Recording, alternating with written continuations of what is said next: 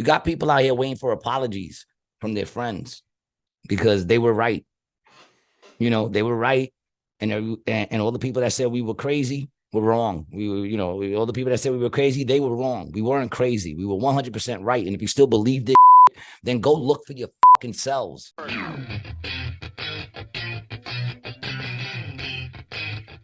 What's up, baby? Welcome back to another episode of Rated G. We're so glad to have you. And who are we? Your boy Gary G. Garcia, my partner in Misinformation, Brian Licata. He's looking real happy today. He's looking like he's in a good mood. Yeah, man. I'm just happy to see you, bro. For real. I'm happy we're doing the show. That's really all it's about. I had a work trip, a quick work trip this weekend to Florida. Came back, got a good night's sleep. My fiance, she bought me a bacon, egg, and cheese on a biscuit home from her errand when she was out. Dude, a Southern biscuit. Unbelievable. Gee, I'm telling you, this sandwich was amazing. Not a big biscuit guy. Okay. I'm just not a big biscuit guy. Yeah, very dry. Dude, not this one. Nah, dude, this was like a good Southern biscuit. Like there was probably half a stick of butter on each side of this biscuit. So one whole biscuit, one stick of butter. You got my interest in that. I like a lot of butter. Dude, I'm telling you, you would like it. I'm not a biscuit guy when they're dry either, but butter and bacon, that always gets me. And the egg was good, and it was very good bacon actually also. My cat is bugging out. She's running all over the place, man. Really? I guess she's happy I'm home. I've been gone for 2 days. I was over in Springfield. Mm-hmm. Shout out to the Comedy Cove over there in Springfield. I actually headlined there, and to me, technically, that's like my first headlining gig. Technically, people always say I headline all over, which I do, but there are always shows that are either privately produced or, in AC, which I help to run. So to me, I always say in AC, there's really no headliners. There's just people who go last. You know what I'm saying? Because we all put our spots there, or the longest. Right. Yeah. That's a unique situation though. Like I've headlined all over, but they're usually private. I've yet to have a comedy club call me up and be like, we want you to headline over here. So they called me up, asked me to headline. That was my first time basically ever getting that. I was very anxious because I wanted people to show up. The first show was very humbling. Had like 10, maybe 12 people there for the first show. Little letdown. It's all right. Listen, I always say, how was the show? Person a headliner is the draw. It was a great 11 people. They loved it. You know what I'm saying? They loved it. I mean, being good doesn't just make you a headliner. I can hang with anybody out there. I swear I feel that way. I feel like I can hang with anybody on this earth, but that doesn't make me, until you're a draw. A draw is what makes you a headliner. Till people want to get off their asses and come and see you, then that's when you're a headliner. Second show, nice turnout for the second show. Good. Happy to hear that. Was nice turnout. I did an hour both nights. Cool. And the second show, they were really cool. They loved me. They bought a lot of my merch, and they are the first owners. They are the first owners of the new G merch. Oh, the llama shirts. Boy. That's right, people. That's right, people. The new limited edition Gary G. Garcia llama shirts. Sick, bro. Right? I want one, dude. I'm going to send you some money after the show, bro. I got to get one of those, dude. Money, dude. I'm going to send you one. Just give me bro. Those are my partner. You ain't got to so sick, bro. So cool, so they're the first. Dude. They're the first owners of the llama shirts. And they were very happy to own them. I was signing them. Nah, it doesn't say nothing. He's rocking my old shirt. Garcia shirt. And I've been signing them on the forearm, so it looks like a tattoo. I'm mad that I didn't give him no tattoos. Dude, the next run, the next run, dude. Do a limited. This is it's a limited edition, because I'm doing I'm talking a lot about identifying as a llama. Now, if that should take off and I should, acquire the name the llama, then I'd keep it around because people would know what I'm talking about. But as of right now, if I don't do the joke, they don't get the shirt. So. And I'm only going to do the joke for maybe like another month because I get tired real quick of jokes. But Go get yours. If you guys want one, you can come see me anywhere I'm performing. I always got them on me. AC Jokes has my shirts. And if you want one sent to you, just inbox me at Gary G. Garcia on Instagram, Facebook, and we'll make that happen as well. We got all sizes up to XXX. And yeah, get yours before they're gone, man. They ate them up over there, you know. And actually, 2 people bought my old shirt. They wanted the old shirt. They didn't want the llama. You know, what's so funny? What are you laughing about? I mean, dude, I'm just saying, bro. Like just That's not even a llama, man. It's not. It looks like a fucking donkey. Yeah, you know? That's not even a llama, man. Get that shit the fuck out of here. That dumb shit. Yeah, they don't have any good llama costumes. They kind of all just look like horses. Yeah, they just get the fuck out of here with that, man. I'm the llama. I don't need no costume.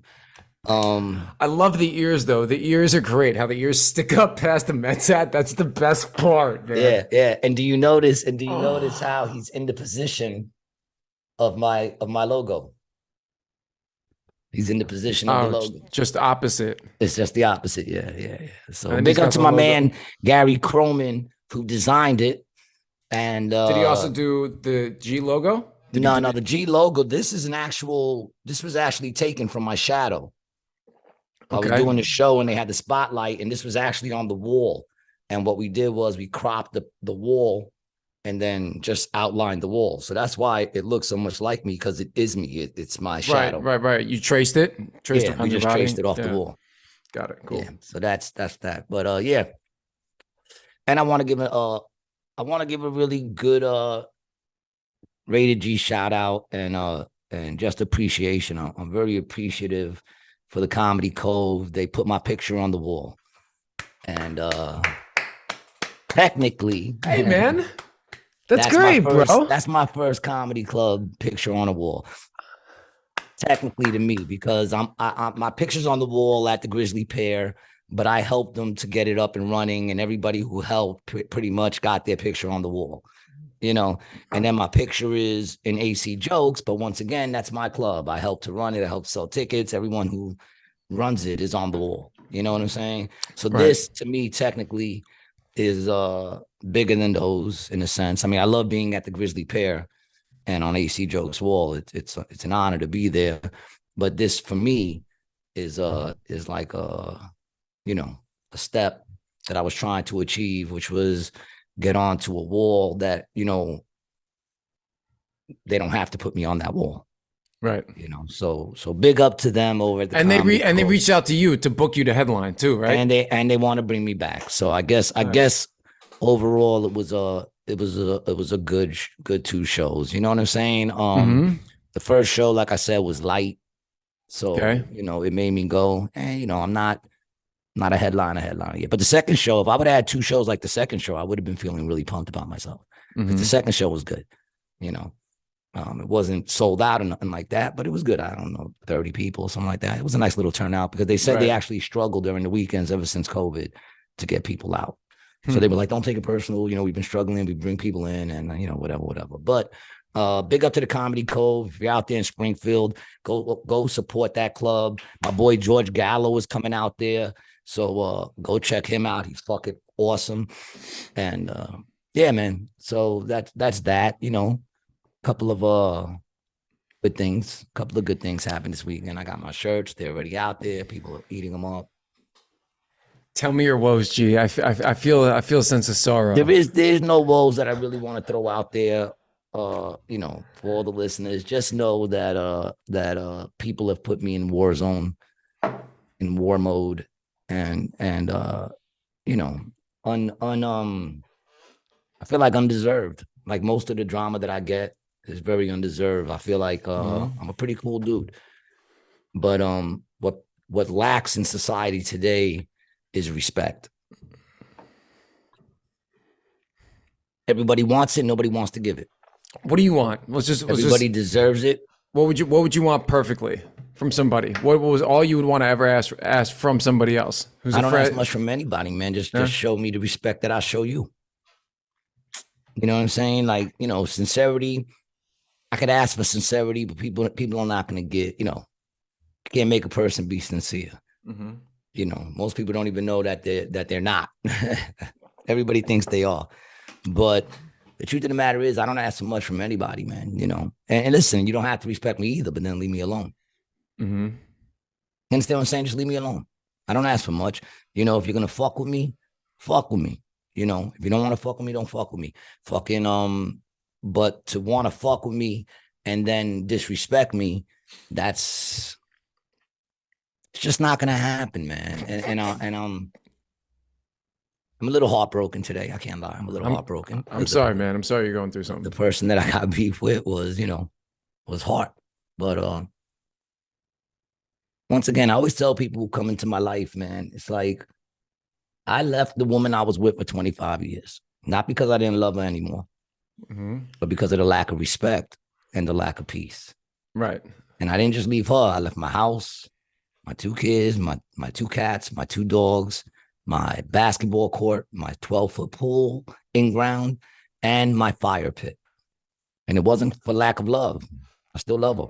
You know, like I want the best for her. Big up to her. I heard she's getting remarried. I hope it works out. But it's the lack of respect and the lack of peace.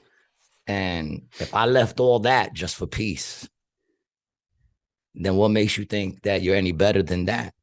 You understand what I'm saying? Like anybody else who comes in my life after that, it's like, what do you bring to my table? And listen, you could show up the way I show up with nothing to bring to the table but myself. Right. You know what I'm saying? We talked about that the last episode. I don't bring gifts. I'm the gift. You know what I'm saying?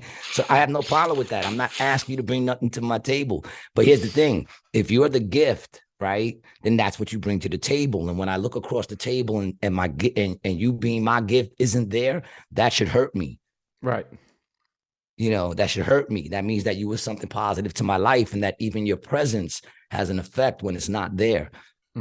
You know, and that's what it is with me. When motherfuckers start fucking with me, I keep moving. They're the ones who call me back up like, yo, what's up? Because I brought something to the table, sincerity, right, a true heart, not a perfect man. I don't claim to be a perfect man, but I don't come out on my face to people that don't deserve it. I don't go out of my way to disrespect people. In fact, there's people I had beef with, you know, that I still don't disrespect them.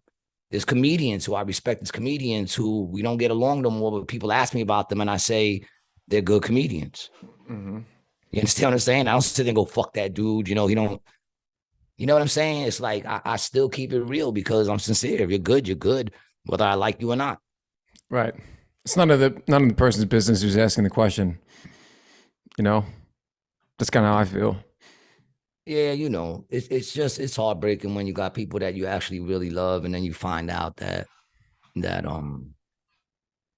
just, you know, trying to get over on you every single time they can, and it's a little frustrating, you know. And that's what happens, though. You know, you give people forgiveness, and they take your kindness as weakness, and this person ain't the first to do it. To make the mistake of taking my kindness for weakness. You know what I'm saying? Like, there's nothing weak about me, man. You know, even if you beat me, you know, it's not going to be no easy run. It's going to be one of those things where you're like, you know, you're going to have nothing but respect because I will keep going. And you're going to be like, yo, it was a tough fight. But even if you beat me, you're going to have to earn that shit, dog. And let me tell you something. I fight dirty. Didn't you come from a family of weak necks? Isn't that your one weakness? I come from a family of weak necks, but I've been working it out, dog. I can see, dude. It's looking pretty wide. Weight on my head, and I do this shit all the time. I just roll it around. You know what I'm saying? Yeah, that's good, dude. Yeah, I mean, you got to identify your weakness and then work on it. I commend you for that. You know, I commend you for that. And then, you know, I just look at all this shit and I get frustrated because now I'm already in a frustrated mood and shit, you know? So now I'm just looking at, you know, kids, ungrateful fucking kids. Like we were talking about how people aren't having enough kids now. Remember we were talking about that? There's not enough babies being made. Good. Fuck them. Don't make no more babies. Fuck them. That's it. We had a good run. You know what I'm saying? What do we care if the shit continues after us? What the fuck do we care? You know, I care too much already. And what has it gotten me? Nothing. So here's another episode of one of those happy episodes. Nah, but I'm just saying, man, it's not, I get frustrated, man. I can get frustrated too. I'm a human being. That's the one thing you're always going to get on this show is sincerity. You might not always get the right information. You might not always feel loved when I'm talking, but it's always sincere. I'm always who I am. I don't put up a front, and that's what makes me who I am. That's what I like. Everybody else can kiss my ass. That's what I like about you. Your boyish charm is also what I like. Yeah, well, my ignorance goes a long way. Goes a long way, man. But yeah, I mean, that's it. But I'm over it. I wanted to vent a little bit. And, obviously, this is hurting my heart because I didn't even give him a fuck you shout out or nothing. Because once again, this was hard. So it's like, I still wish the best for you. Just leave me the fuck alone. Just leave me the fuck alone. Don't come back into my life. Leave me the fuck alone. I'm better without you, unfortunately. This is life. People get too connected to shit and holding. I hold no grudges to nobody. Just move on. Right, of course. Yeah, just keep going. Forget about it. Put it in the past. Yeah. It's gone and you keep going. Yeah, just move on. It's a shame it couldn't be what we wanted it to be, but, fucking move on. Life happens, man. I'm not going to get caught up in it. Yeah.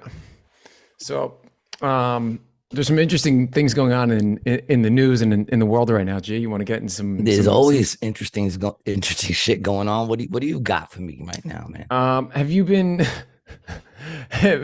watching what's going on with Kanye West and what he's been doing on Instagram and him getting the White Lives Matter t-shirts? Well, he did it with Candace Owens. Actually, she got into a lot of heat for that as well.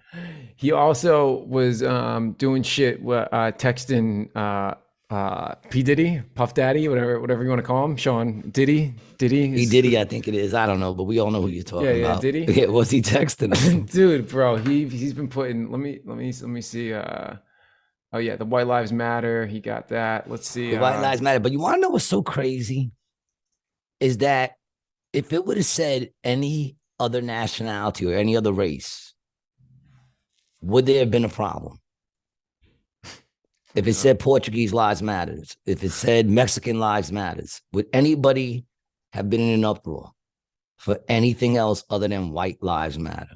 I don't know, bro. And the argument is always, you don't have to say white lives matter. White lives have always mattered. Well, then that's the case that makes it redundant, right? It's just redundant. Like, okay, we all know that. That should be your reaction. Like, white lives matter. Okay, we know that. But the reaction isn't, okay, we know that. The reaction is, no, you shouldn't be able to wear that. And it's crazy because I get it. White people, listen, I'm going to keep it real. You bought this shit on yourselves.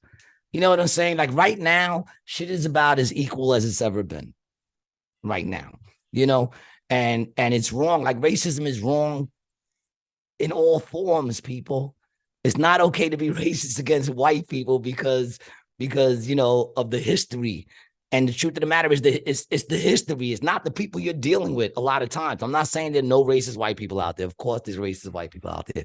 There's racist people in all nationalities, and that's just the truth of it, But it comes to tribalism, bro. Like, tribalism like, and shit. Like if I wore a shirt that says Puerto Rican pride, no one's gonna say nothing. No one will say nothing. You wear a shirt that says white pride, and you're a Nazi, and you're a KKK. Why? Why can't someone be proud of being white? Not for nothing. Well, so here's being white's a good thing in America. Yeah. It is. And I get it if you're proud to be white. What's the problem with that, man? See, the weird part is though the people like, so like being German can't be proud to just be white. Nah, not to be white, but you can be proud to be an American, but that's still a little like you get to be MAGA. That's what they label you as now. Of course, you can't even say proud to be American if you're white. I could wear a proud to be American shirt. No one will say nothing. Now, did you guys ask me why? Did you guys have an American flag at your house? Did you? No. Yeah. See, my dad had a flagpole. He put a flagpole at the house. I lived in the projects. No, I'm talking about your house. Oh, in this house? Yeah, no. I went out after I moved out the projects and struggled all my life to go get an American flag. I meant at your house with your ex-wife. No. Okay. Oh, wait. Yeah, didn't you have one on the porch or something like that? Come on, No, man. man. You were Mr. Mom over there, bro. You didn't have a flag out there? I think the owners, if I'm correct, I don't remember, but I vaguely remember. I was high a lot. I vaguely remember having a flagpole. Mm-hmm. Yeah, yeah. They had a flag. They had a flag that You they took flew on a flagpole. And when I took over the house, I still continued to fly it. And I took it down at night and I folded it the way I was taught to fold it in the Boy Scouts. And I put it back up during the day. I showed respect for my country. I did. I don't Yeah, know what, bro. maybe, I guess because I had a house now. I guess because now I owned a house. I'm keeping it real. I'm guessing that now I actually had a little piece of the American dream. Subconsciously, I felt very proud of that, and I would raise that flag. Yeah. Yeah. And I'd take it down. If it was raining, I didn't put it out. You know what I'm saying? Like I actually respected the fucking flag. I remember that now. Wow, that's crazy. I did have an American flag. See, I still do though, bro. I respect the flag, just not the people who operate the I respect the idea. government. You know, and like I said, it's weird that I would do that because, you know, I was that kid that mumbled during the Pledge of Allegiance. Oh yeah, you didn't like saying it? No, I didn't I'm really like telling you, saying it man, either. I'm starting to realize I've just always been a rebel. And that's why I didn't do good in school. I feel like I saw what that shit was. Like it was not teaching me the shit I needed to know. And even the stuff that they were teaching me that I needed to know, most of those teachers didn't teach real well. Mm-hmm. I got someone now going to class and they're telling me that their teacher just barely speaks English. You know, it's hard to understand the teacher. And it's like, how did they get a job doing that? Even if they know their shit, if they can't communicate it, how? The fuck is wrong with this? What course? What course is it? Do you remember what they're teaching? Or is it like Medical to be a nurse? oh in college? No, like going back to school to get the degree to be, I guess college. Yeah, it's college. Yeah, It's college, yeah. college. Yeah. Yeah, there's a lot of that in college. A lot of that. They just don't have people who do it here, you know, who are qualified, I guess, or who want to go for the job. It's Fucking odd. insane. Yeah. Well, you know. And I remember Mr. Pluma. That was his name, Mr. fucking Pluma. Pluma, Pluma. And he taught social studies. Motherfucker couldn't talk. He couldn't talk. He wouldn't even try. You'd come into class and he had 3 boards in the front and 3 boards on the side. And he wrote real perfect. He was one of those writing perfect on the fucking board dudes, man, like perfect. And you come in and all 3 boards in the front would have things written on it, complete paragraphs written on it. And then on the left side, all of them would be filled. And you'd come in and he'd be like on the last couple of lines. And then he'd say, pull out your notebooks and copy what's on the board. And that was my class. And then read it and learn it. That was my class with this. And that's why I didn't Hey, man, you don't realize it, but you learned how to self-teach yourself shit. I guess, man. Yeah, dude, like, for real. Like, yeah. I always knew something was off. You know what I'm saying? Like, yo, dude, when I went to high school, I felt not ready. You know what I'm saying? I just felt like not ready. Like it was weird. And then I just stopped going. I remember the day I left school. Mm-hmm. I was home sleeping. It was like 11:30 in the morning. Right. Yeah. How old were you? Yeah. How old were you? It was, let me see. I was 18, I guess. Yeah. Right. 18, high school, senior year. Mm-hmm. Okay. I mean, yeah. So I was 18. I made it to my senior year, and I had just stopped going. I would go in. At first, I would go in and I would go to homeroom so I get the attendance, and then I would cut class with all my friends. But then it eventually became, because then I also started hustling. So then it became I was making more money being home while I get up and travel over. So I was just staying home. Right. You know, and I got a call. I don't know if we didn't have cell phones, so it had to be the house. Had to be, bro. Or they sent a letter? Was it a call or a letter? No, my mom's called me. So maybe she woke me up at the time that I would go to school. Or did she wake you, or did she call you at 11 in the morning asking you why you weren't at school? Nah, she called me to tell me she would see me at school. And I was like, you'll see me at school. And she was like, yeah, the school called me up and told me to come in. And I was like, oh shit. Right. So I think she woke me up, but then I went back to bed. And I woke up and she told me that the meeting was at 11:30 was the meeting. And I woke up at like 10:30 and I was like, oh shit. So I start getting dressed. I get all my shit together. I hustle on the train. And dude, I'm getting off the train at the stop at the school. And the other train pulls in. And my mother was getting off on the other one. And I saw her, but she didn't turn to the left. She was going right down. And I jetted down the steps, ran into the school. I mean, I was sweating, running. Ran into the school, saw my boy, gave my boy my jacket. I said, hold on to my jacket. And then I put on my school bag and I walked up and she was in the room. By the time I got there, she was in the principal's office and they were like, what are you doing here? And I said, oh, well, we have a meeting. And he goes, yeah, but you're not marked into school today. I was just telling your mother you were absent. And I said, oh, well, I'll be cutting homeschool. I'll be cutting Homeroom.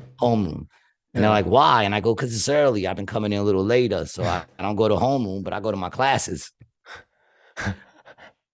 And they called me on that.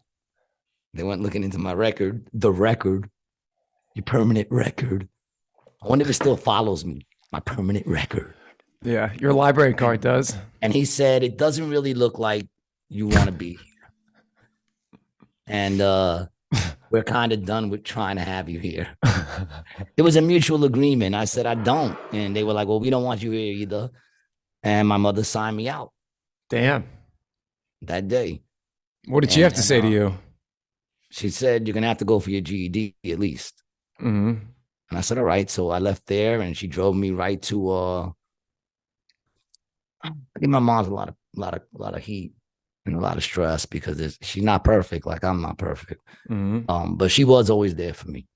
Was she born in New York or she? Nah, she was born in Puerto Rico. Puerto Rico, okay. Yeah. So there's that too, bro, right? She immigrated, huh? Yeah. And she took me to get my G. She drove me right to the college and I signed up for my GED over at LaGuardia. And then I did that. And once I finished that, I was home for maybe like 3 or 4 days. And then she called me in the morning and was like, you're going to have to do something with your life. You're either you're either getting a job. You got to get a job. You got to do something. What are you going to do? Figure it out because you're not staying in my house and not paying no bills. And as she was telling me that, I was looking at the TV and all the morning shows were on. And you know how they try to cater to motherfuckers who ain't got nothing going on with their lives at that time. So I'm sitting on the phone with her and it's like, have you ever thought about a career in music? And I tell my mother, hold on 1 second. And I swear out loud to the TV, I went, yeah. It said, have you ever saw yourself in a recording studio as an artist? And I was like, yeah. And they were like, come to the Center for Media Arts. We'll train you how to be an engineer artist and get you into the studios where you'll be around this and that. And we have job placement. And I said, I'm doing that. I said, Mom, could I go back to school? And she said, yeah, what school you want to go to? I said, I want to do music. And she said, okay. And she brought me there. They tried to get me on some loans. Mm-hmm. And my mother was like, well, how much is it to pay it all out? And they said $7,000. And she said, my son's not taking no loans. And she paid out the $7,000 right there. Damn, really? And said, you better pass this shit.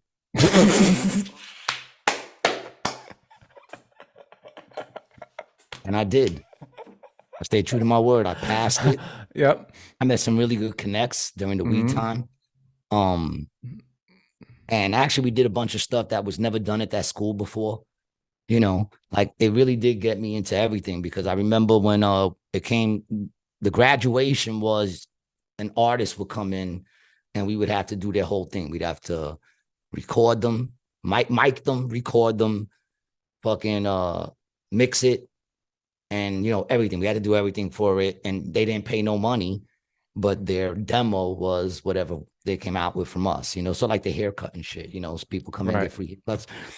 So I said to them, yo, we got a bunch of people in here that do other shit, you know, like we had a kid who played guitar, a kid who played bass, we had a singer, we had a drummer, you know, we had a piano player, we had dudes who wrote music and shit. So I said, how about you let us write a song and everyone will play the instruments and we'll create the music. I said, this way we do the whole entire thing. We create a song together, and each person who could sing will be on it. There was like maybe 4 people on it. And I said, we'll produce it ourselves so we can learn production and all that stuff. And they were like, no one's ever done that. We'll ask. And they asked, and they were like, yeah, let them. Yeah, why not? Yeah, yeah. It'd be stupid if they told you no. It made so much sense. And I couldn't believe I came up with it. But like, I couldn't believe it wasn't done before. And they let us do it. And we came up with a song called Culture Shock, because there was Asians and all kinds of people in the class. So it was all different people. And we wrote a song called Culture Shock, and I produced it. And then at the last minute, there was like 4 bars that were empty. And they were like, gee, you got to be on it. And I was like, fuck it, I'll be on it. It's a corny song. We wrote it in like fucking 3 days. It's a corny song. And it's the first time I ever recorded. And I made it up right there on the spot. It wasn't too hard. It was like fucking 5 lines. But do you remember what it was? I remember the first line, because I was looking at the clock. And I said, all right, just go. And they started playing. And I said, the name of the song is called Culture Shock. And I just remember the first 2 lines that said, Culture Shock, tick tock, keep your eyes on the clock. And then I had like 2 more lines, and everybody was like, wow. And I was like, that was the corniest shit that ever came out of my mouth. But fuck it. If you like it, you like it. Mm-hmm. But yeah, that was what took me off. Because then after I finished that school, I went right into Power Play Studios. And man, life-changing. Power Play Studios was one of the #1 hip-hop studios at the time. It was like 6 blocks from my house. Oh, shit, really? It was in Queens? So yeah, dude. I was able to fucking go there and hustle. It didn't even affect my hustle. You know what I'm saying? It didn't even affect my hustle because it was a studio. So people would come by, I'd serve them. And then, of course, all their clients became customers. You know what I'm saying? Nice and smooth. Fucking Wu-Tang. I sold some BDP. I sold weed to a bunch of motherfucking artists. Really? Great. Yeah. It was great. Well, BDP I was kind of down with them for a little while. For a little while I was under the wing. That's why big up to my man ICU. My man ICU, who runs with Brian now and shit. And he's ICU from BDP, man. He was the muscle. And he still shows me love. He was at my special when I recorded. He came out to Atlantic City. So yeah, that's how I met him. Does it have any connection to Sweden now? Does what have any connection to Sweden? I looked up a Power Play Studios, and they have one in Sweden that Wu-Tang goes to now. Really? Nah, I don't know. I don't know if he opened up another one. Tony Arfey was his name, the owner. I mean, I think it's still open, but it's not called Power Play no more. And they got rid of it. Used to be 2 studios down the block from each other. No, it's just a coincidence, these guys. Yeah, it's in Astoria. The Power Play Studios, man, they're about to do they were working on a documentary on it because everybody recorded on it. Everybody, dude. Everybody. It was a great place to be at the time. I think you grew up at a good time, bro. The first day working there, I got tackled by Biz Markie. Oh, really? Yeah, didn't he pass away? I'm not sure, but I guess. I don't know if he passed away, but Biz Markie tackled me. Yeah, he had made a bet that he'll tackle the next person who walks through the door. And I just unfortunately was the next. My first day there, didn't even know these motherfuckers. I got tackled onto a leather couch. Crazy. Biz Markie's kind of a big guy, right? Yeah, bro. Yeah. He crushed you. How was he after that? Was he cool? Wrecked me. That's probably why my back's still fucked up. Cool people. Yeah, cool people. Yeah, I mean, most people are cool. Most of the people are cool. You got what I need. That's it, right? He recorded that there. Yeah. Oh shit, that's a great song, man. Yeah, that was recorded there, man. Most of BDP shit was recorded there. Rakim recorded there. Digital. What was their name? There was this one band. They were the first hip hop band to be signed to Disney. Disney? Organized Confusion. Did you say Disney? Yeah. Disney got their hands. I don't know if they still got a label, but back then they started a label.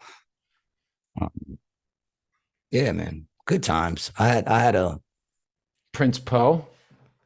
Yeah, and Pharaoh Monch. Pharaoh Monch. Yeah, Pharaoh Monch went on to do a lot of solo stuff. But Yeah, I lived a great fucking life. You know, not without his stresses, not without his losses. Solid Sound Records. No, You ever heard of that? I think it was called Disney, but they might have been signed to another No, label first. this is a place in Queens, Solid Sound. That's what I Yeah. was asking if you ever heard of it. Yeah, nah, it's probably one of those minor labels. I never really heard of it. You know, but yeah, man, you know, I could easily look at my life and be very upset with it and you know, look at it as a failure. I really could. I failed in many things. I failed in many things, but in those failures is where I found success. And that's when it comes down to perspective. You know what I'm saying? Like my music career, I could easily say I failed. Easily. Because I didn't get to where I wanted to be. You know, we never even got out the second album. I could easily look at that as a failure. But in that failure, there was so many successes. You know what I'm saying? Like I got one song and a bunch of movies, so I still get paid every now and then from that. Really? Yeah. And Street Fighter 2, my song Cause I'm Like That's in there. Street Fighter 2, the animated movie. You can find that on YouTube, actually, the scene on YouTube. And they almost play the whole song too. They don't just play half of it. And then it's also in that same song is also in A Class of His Own, which I think is the movie that ruined. Not only that, I think it's the movie that ruined his life, his career. What's his name, man? Spanish dude. Antonio Banderas. No. He still kept going. Slim dude. Mark Anthony. Man, let me think, man. Is Mark Anthony ruined? Mark Anthony still rocks. This is a dude that you don't hear no more. Or if you hear about him, he's on like a straight to fucking Lifetime or some shit. What the fuck was his name?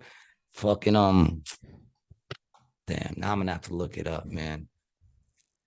Lou Diamond Phillips. Lou Diamond Phillips. Oh, I like him. Yeah, well, I ruined his career. Dude, he was in I didn't know I was ruining his career, and I didn't mean to. I'm not the one that told him to dance to my song, which was a very undanceable song. It's not even like it's a song you dance to. It's a rock song that you kind of jump up and, you know, people used to do mosh pits every now and then. You know what I'm saying?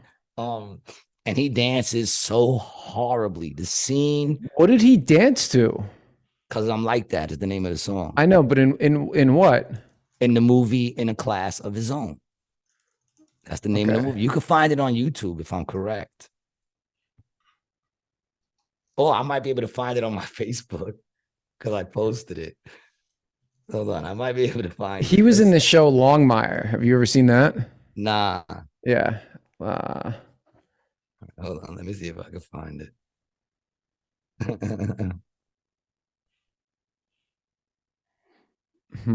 Yeah, La Bamba, Richie Valens. Yeah, he was in La Bamba. Yeah, he was in the show Longmire, which is like a cop show that's based Here in it is. I found it. I'm Wyoming. gonna send it to you. All right.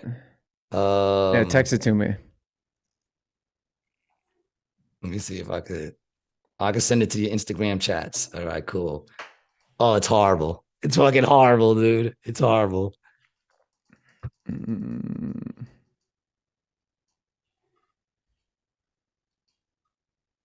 It's fucking horrible. And I'm convinced, me personally, I'm convinced that this ruined his career because I really haven't seen him after that. But is he on the show now? Yeah, he's on the show now. Okay, good. All right, good. I'm glad you're still doing good there, Diamond. I'm glad. Have you ever met this guy? No. I didn't even know the song was gonna be in the movie. You know. You understand that? That's my song right from the beginning. All this. Funky beat, all those suckers out there who wanna try to defeat, we gonna take them on like this. That's a clean. So this is my song right here, dog. Yo, bro! This is so corny, dog. Look at this. Watch this. We have a real situation. I repeat, we have a real situation. Shut down all access ways out. The last thing I need is a riot on my hands. A riot. Nobody gets in or out. Do I make myself clear? First of all, they make it sound like it's a prison. Repeat. It's a school. Better get a move on, sir. Looks like things may get out of hand down here. Things may get out of hand. Because they're clapping and he's dancing. Cop, copy. That's you, bro. That's me. I think this ruined his career. Oh shit, bro.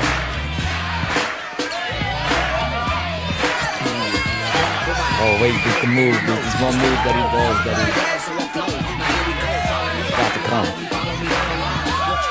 And to tuck his arm under his armpit. The move that ended it all.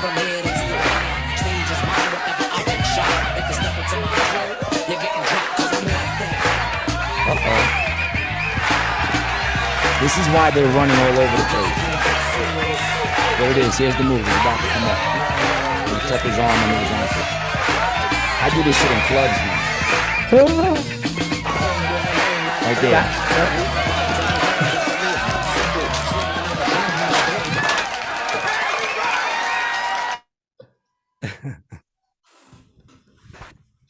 Amy B. Bobby. He said, yeah, if you're only listening to this, man, you got to go to YouTube and check it out, man. Yeah, or Spotify. The video's on Spotify. It might not actually be on YouTube.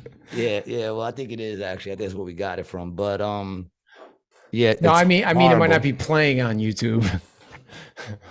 Our version of the video. Yeah. Well, they cut the Bros. They cut the Bros trailer out of our last. Actually, YouTube, it was on there. I saw it. Yeah, I saw it. I watched it. It was on there on the one that was released. It's on there. Okay. Yeah, I bugged out, but it's on there. Because I think we're allowed to do that if all we're doing is critiquing it, right? I don't know. Either way. I mean, they have it posted on YouTube. Somebody else does, like what the fuck? Yeah. Whatever, man. We're journalists. If you want, if you insist. But dude, we spit as much truth as every other journalist out there, don't we? I would say so. I would say more. Maybe. No, definitely not more. But we're sincere. If we're wrong, we don't know it. We're not purposely going out and giving you false information. We're giving you shit that we actually believe.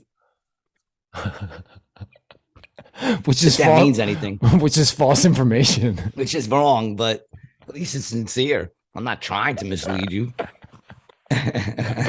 What is it? We're just the blind leading the deaf. Yeah, basically, right? That's a good assessment of what we are. A good analogy. Would that be an analogy? Yeah. Yep. Probably. I'm learning things. Oh, man. so I got another thing we can talk about. Did you see this thing with Biden on cannabis? Did you see his speech? No, I did not. Did you? Oh, fucking Biden, man.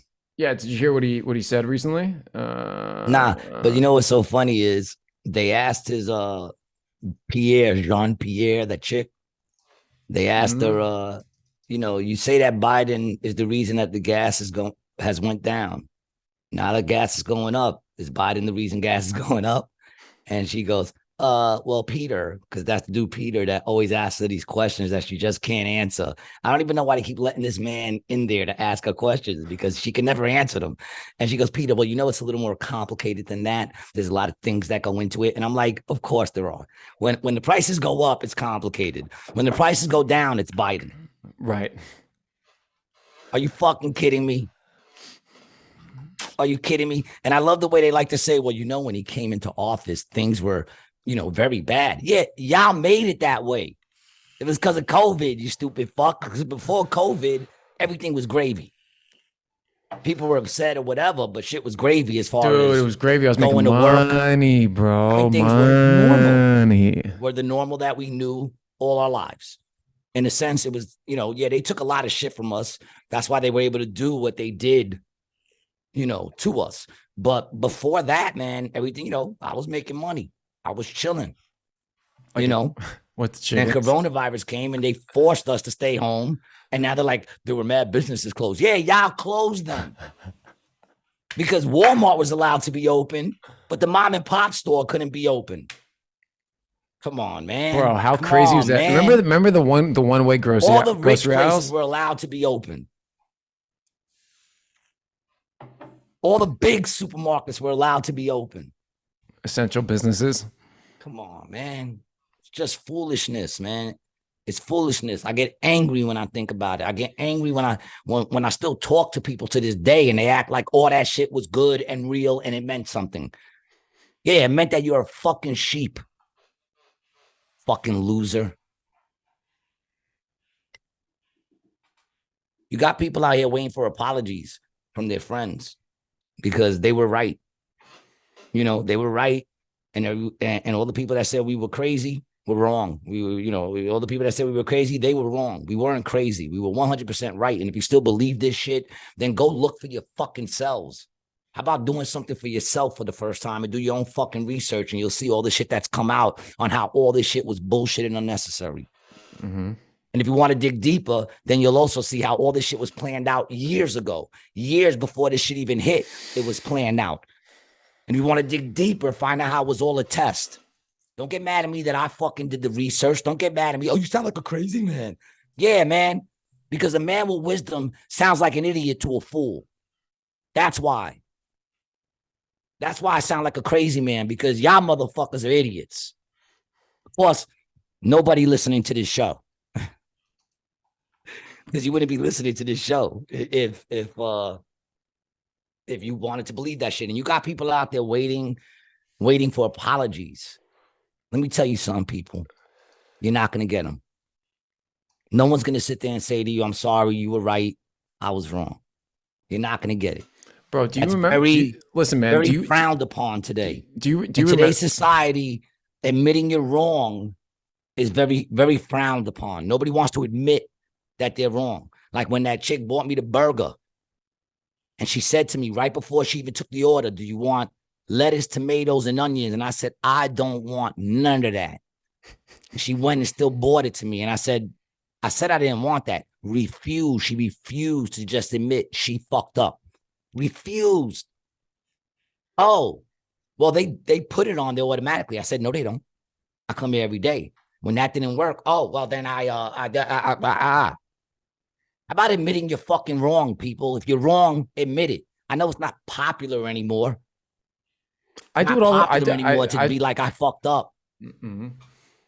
I try to do it as often as I can, man. You know? It's you good. know? That's how you get real relationships with people. You know? That's the reason why so many people still want to say, that's why you got these people that still want to believe shit because they don't want it, because to admit it is to admit you were wrong.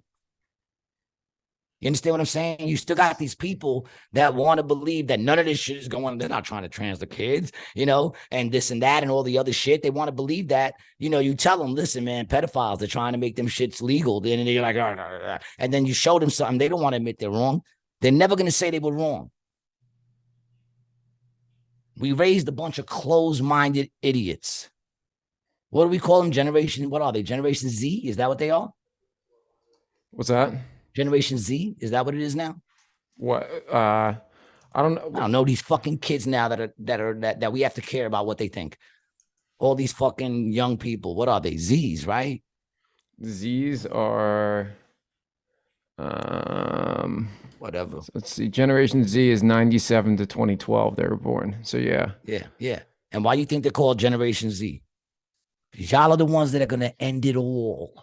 Or you know what the next one? You know what the next one's called? From early 2010s to mid 2020s, Generation Alpha. I'm guessing they know something we don't know, people.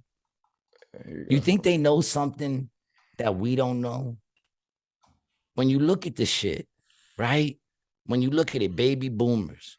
Well, baby boomers, right? It's funny that they were called baby boomers, right? Because baby boomers were having mad kids, right?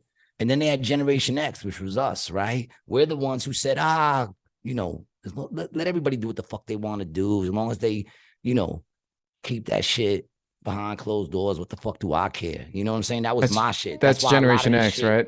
Yeah, that's why a lot of this shit was able to come into play, because we just let it, who the fuck we care, man? We let companies do whatever to dump the fucking shit in the ocean. Who the fuck care? Like we didn't care.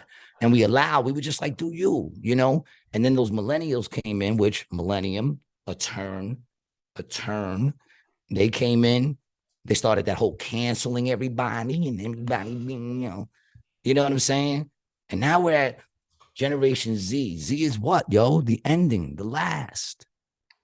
And they know something we don't know because they already have the names for the next ones, the alphas. And why? Because the alphas are going to have to be the ones to step up and start it all over again.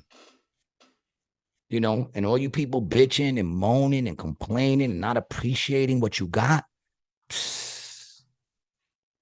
man, good luck. I hate to say I told you so, but I really like to say I told you so. Gen Z's fucked up, bro. Dude. Gen Z's fucked up. They're the most fucked up. They don't have a chance. Yeah. Gen Z is like when you see, like my neighbor, right? My neighbor is like the perfect example of society. I met her. She was healthy. I started watching her whittle away. Now she's on the streets fucking begging for money and pregnant. And Generation Z, that's that baby. Generation Z is that baby. That baby don't stand a chance. That's alpha, bro. That's the alpha generation. No. That baby right there don't stand a chance. And that's Generation Z right there. Y'all are the babies born of a crackheaded lady, yo. You don't stand a chance, man. Is that what happened? She started smoking the rock? I don't know. It was the rock. Yeah, I'm guessing it's the rock. I think that's the popular drug of choice out here, man. Yeah, it's pretty big. Yeah. But that's society in a nutshell, played out in one life. That society played out in one fucking life right there. Welcome to the Happy Podcast. Welcome to Rated G, where it's always going to be happy and fresh. I'm sorry. I don't want to bring nobody down. I don't want to bring nobody down, man, because you want to know something, dude. At the end of the day, even with the way I feel, life is good. See, that's the thing, man. Life is good. I say it all the time, man. You got to be able to take everything that comes with it. That's why you can say what you want about my generation, man. But I'll tell you, boy, we roll with the punches. We were the last of the great Mohicans, man. The last of the great Mohicans. The last that didn't think people owed them anything. You know what I'm saying? There's not a motherfucker that owes me nothing out here. And that's why I'm able to even look at right now as I say that and I think about what I'm angry about. The truth is that motherfucker don't owe me nothing either. Only reason why my heart is broken because I put that motherfucker up on a pedestal that I shouldn't have put him on because never did they earn the right to be there. You know what I'm saying? And it's a place I put them. So they didn't let me down. I let me down, by giving people more than they deserved as far as and giving them, I like to give people the benefit of a doubt. But at the end of the day, man, nobody owes you nothing, man. Stop acting like people owe you shit, man. That's the problem, man. My generation, yo, we just did what you had to. You do what you have to do. That's why I say even now, like, yeah, I'm a little aggravated or whatever, but life is good. Life is fucking good. I'm living that fucking life, dude. And I'm glad that I'm still sensitive to all the things that come with life. It's kind of good that my heart could still be broken. You know what I'm saying? Because if it couldn't, then that would be, I became callous. Right. And hard. Yeah, you don't want that. You don't want that at all. No, you want to be hard, but you don't want to be callous. You know what I'm saying? Like, in other words, I like, I'm still sensitive to things, man. And I'm happy about that. I'm happy that I could still be hurt. Uh-oh. You know what I'm saying? Because that's life. That's what life is. The minute I ain't hurt no more, then where's the joy gonna come from? I won't even recognize the joy. I won't even recognize it. So, fuck it. Nobody owes you nothing, man. Get over yourself. It's the great balance of things, bro. That's. Everybody wants the good, but nobody wants the bad. Everybody wants heaven, but nobody wants to die.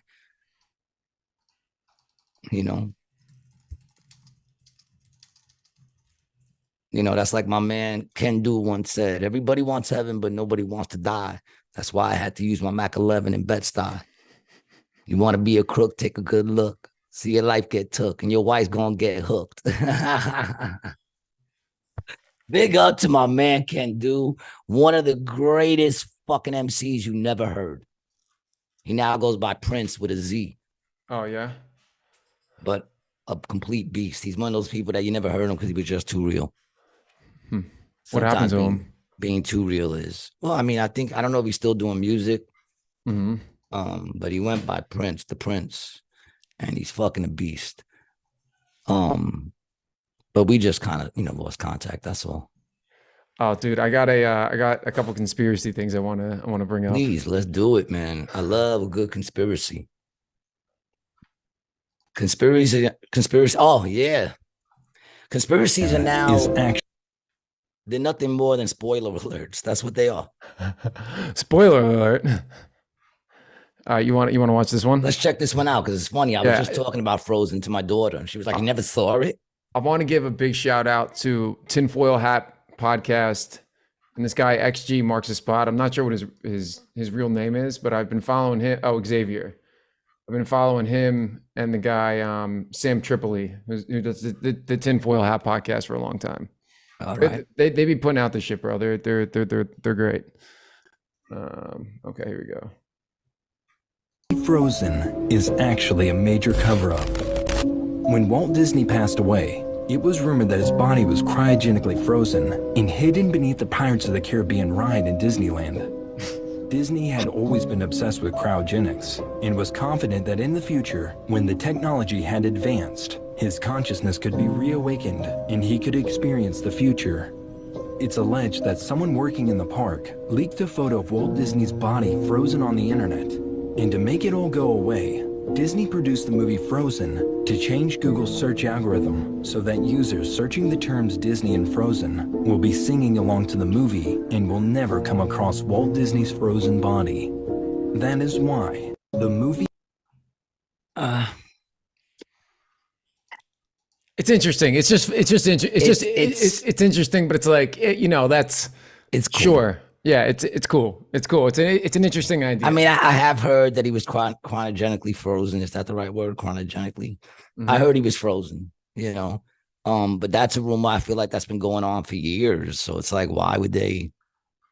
I don't know. Because even if, did they get it removed from the internet? Wouldn't that have been easier? Because you can't really like remove. You can. You could remove it, and then if somebody actually took it and put it on their own shit, then you haven't gotten rid of it completely, and they could always repost it. But to an extent, I think they could remove shit. There's a bunch of shit I look for now that I can't find. Motherfucker, man.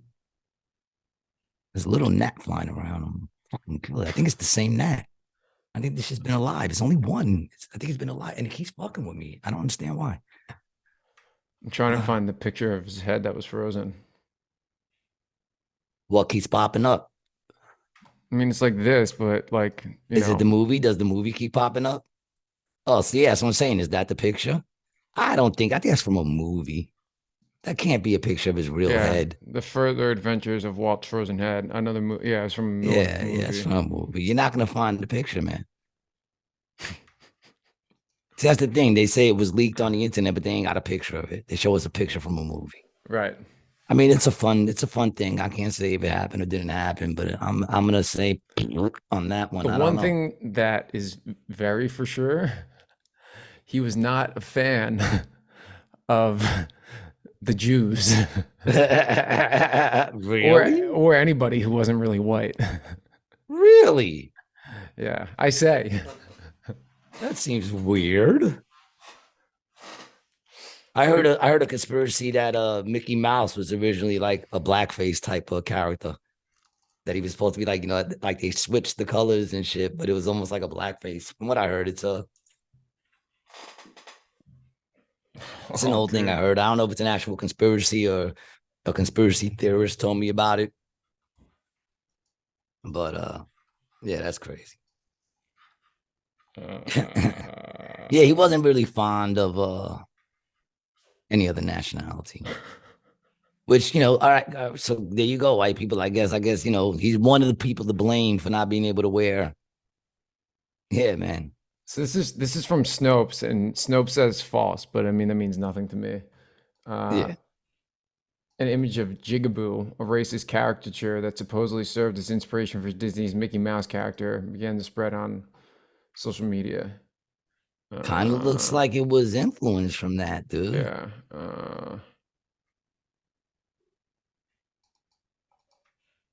They're saying that this was is created from 94. afterwards. Yeah, all right. So there you go. It's the other way around. Yeah. Yeah, but I mean, it's not a big secret that he was a bigot. Yeah. I mean, with a lot of people back then too, most people probably. I mean, Disney's not even owned by anything that has to do with him anymore. You know what I'm saying? Like it was bought out by fucking some big conglomerate. I watched this whole thing on it. I don't even know who bought it out, but it's not even really owned by. It's not the same people that owned it back in the day. Mm-hmm. It's all new, and it's this, and this whole woke shit and part of the agenda, and hiding pedophiles in their parks. And that's not. Yeah, so the other thing I'm looking at too is they bust there all the time for pedophiles all the time. They arrest like 13, 20. They always get a bunch of them. And then think of the shows. They had that dude that we talked about. That he was, what? Okay, so the Vanguard Group and BlackRock owns a portion of both of them. See what I'm saying? Come on, people. Of Disney. Come on, people. I mean, I don't know much. In fact, I don't know anything. But what I know, I know. You know what I'm saying? Like, I don't know anything, but, the information's out there. Now, whether or not that shit is true or whatever, I don't know. But, that's the information that, when you look it up, is out there. BlackRock. And if y'all don't remember who BlackRock is, those are the motherfuckers that are pushing the what is it? The fourth turn? Is that what it is? Or what do they call it again? Oh, the Great Reset is all BlackRock and all them motherfuckers.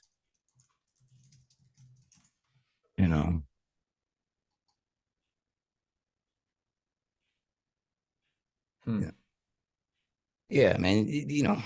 It's just the truth of the matter is just everything is just like I can't even watch a movie anymore, man. That bothers me. BlackRock is the largest wealth management company in the world. Mm-hmm. Yep. Oh, bro. They got their hands in everything. Do you ever read anything on Reddit? About what Reddit came from? No. Reading stuff. No, I don't go on Reddit, dog. Yeah. I don't go on Reddit. That's you. You a Reddit. No. Reddit's not really for reviews, man. It's more of a conversation platform. It's like a forum. It's kind of cool. Okay. People can post up like, they call them subreddits. So like if I'm interested in a certain kind of camera gear, I can go on there and people talk about their experience with the gear. It's like organized conversation. But they have a bunch of like different categories for like conspiracies and then like subcategories for different kinds and stuff. It sounds cool and I have no desire to ever do that. That is fine. You know what I'm saying it's like because you're hearing from people you're not trying to hear from. You don't even know where they're coming from with shit. You're just sitting there talking to people, acting like these people, I go on because then what happens is you start to get into that shit. Now you're going on and you think you have friends. You don't. You don't even know these people. Half of them are overweight in the basement of their parents' house with Cheetos and orange stains on their tank top with holes in it. And these are you don't know who these people are, man. They're not your friends. I don't get caught up in none of that shit. I just don't. And not to say I don't understand the appeal to it. I do understand the appeal to it, especially when it comes to like shit like the metaverse. I understand the appeal to that shit. I've gotten caught up in shit, man. Just in going online on my fucking whatchamacallit. I have a better life. You get sucked than my real life. I go online with Grand Theft Auto. I'm chilling in Grand Theft Auto, dog. I'm always walking around with more than a G in my pocket. I got 5 cars.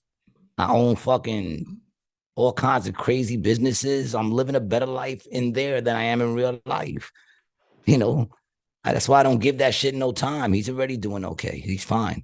Now I need to up my shit.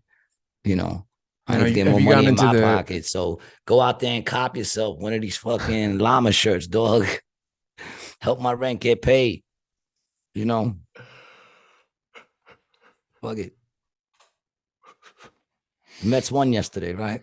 I think so. Yeah. So we're 1-1. Mm-hmm. Let's go, Mets. Yeah, Let's they see if won. they They won. fucking They do won it. yesterday. Let's see if they can do it. If they have the heart. Oh no, they lost. No, No, there's no no, way they they won lost. They were yesterday. up Yeah, they 7 to won. 2 or Yeah, something. yeah, they won yesterday. I mean, there is a way they could have lost, but I don't feel like this is the old 7-3. Mets. They're playing tonight at 7:07 in New York. Oh, word. Hopefully, I can get it on my fucking TV. I got the shows tonight, even though originally I wasn't booked on the shows, and I was like, I'm not on the shows tonight. It's Sunday. And they were like, come down, we'll put you on. Yeah, put me on, motherfucker. What do you think I'm out here for? You know what I'm saying? I'm only out here to get on stage, man. So if I'm out here, put me on stage. Got the bullshit.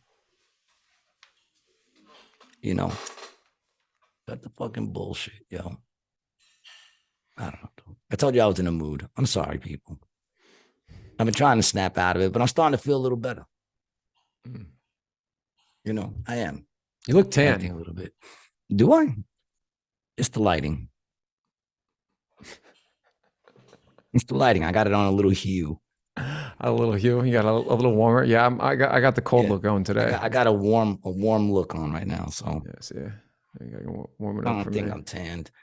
I'll tell you this, man. This weather's been killing every part of my body. I know. My dad sent me a picture this morning of the weather up there.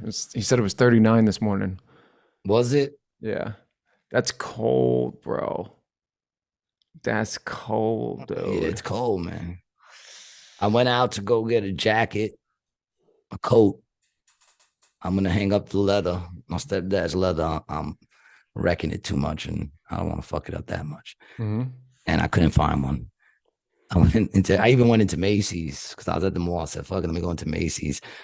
What's the deal with all these light fucking jackets? These light, tight, everything is. What the fuck is the deal with that? Where are the winter coats? These motherfuckers are making jackets like they're for women. They're making them like they're for women, dog, because women want to look pretty. They don't care if they're cold. Dudes don't give a fuck. Dudes want to be warm.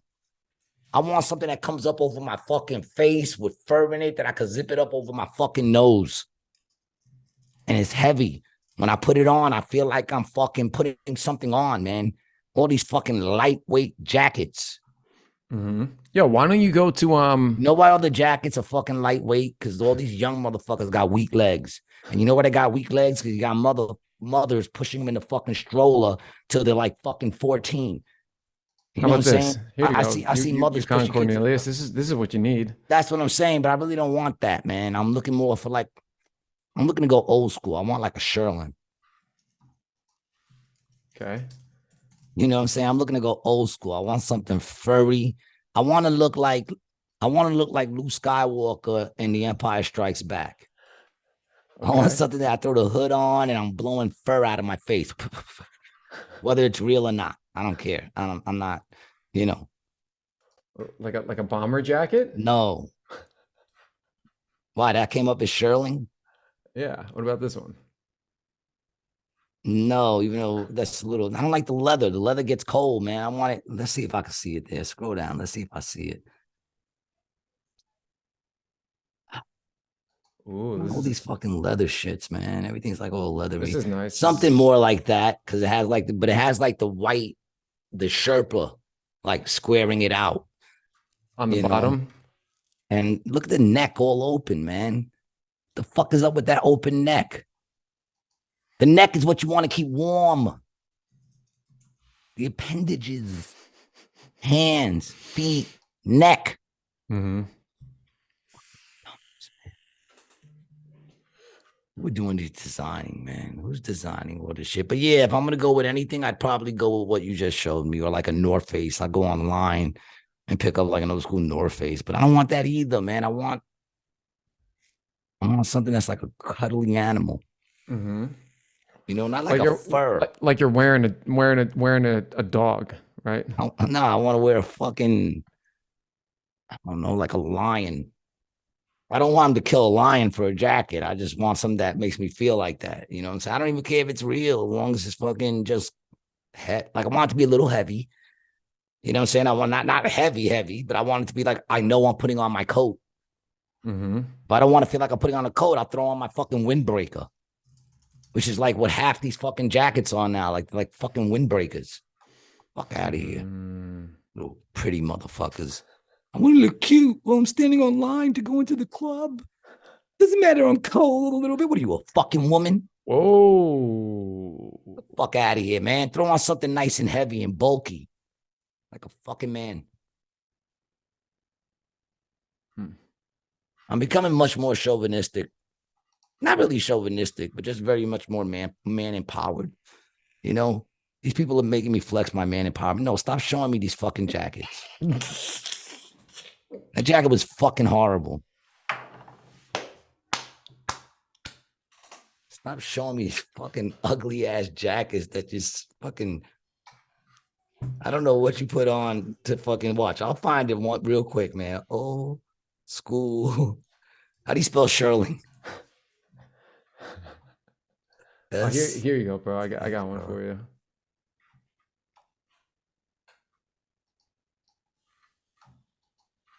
Hold on a second. Do you like the longer coats? All right, boom. Something like. Send it to me on Instagram. Hold on.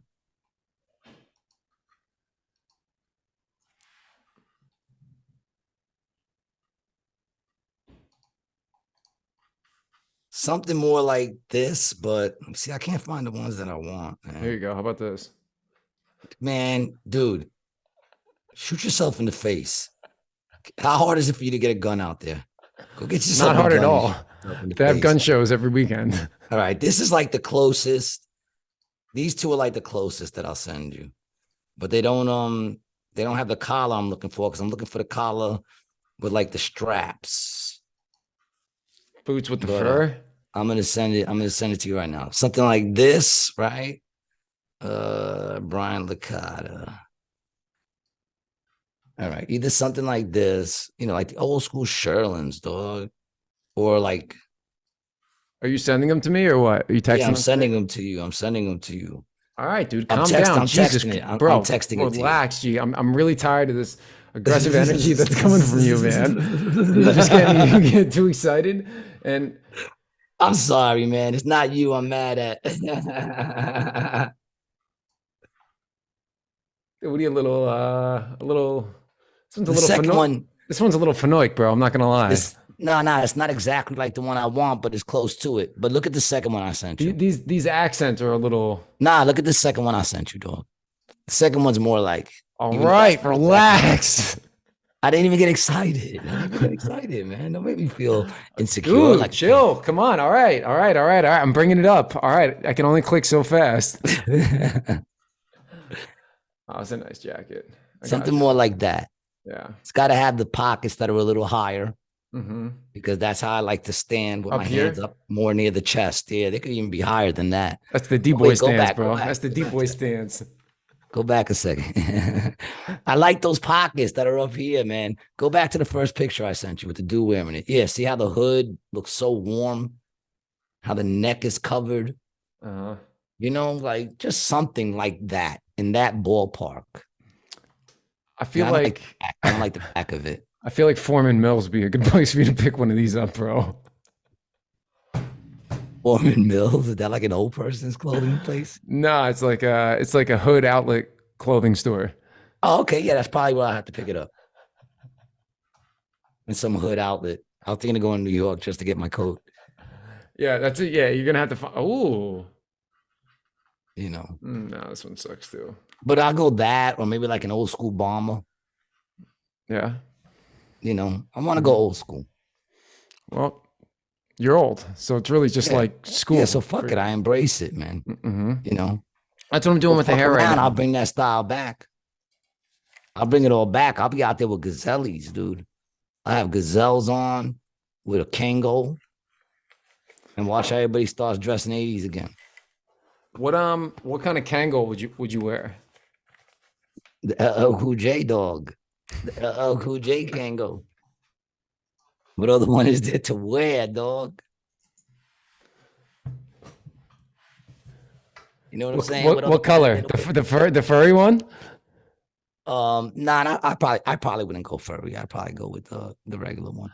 The bucket, yeah, the bucket hat. Yeah, I like the bucket furry hats. one. The furry one kind of comes out, and you can't really. It doesn't flop. I like it to flop a little bit. That's a summer hat, though. I feel like no. You know. Well, I don't know. I'm a rebel. I wear whatever I want whenever the fuck I want it. You wear white after Labor Day. I don't really wear white, but yeah, if I have it, like a white T-shirt, is that considered wearing white? Nah, a white tee's good anytime of year. Yeah, we mostly wear black on the show, but that's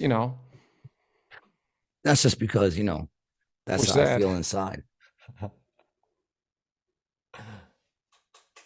I really don't. Man. I'm good. Things are good.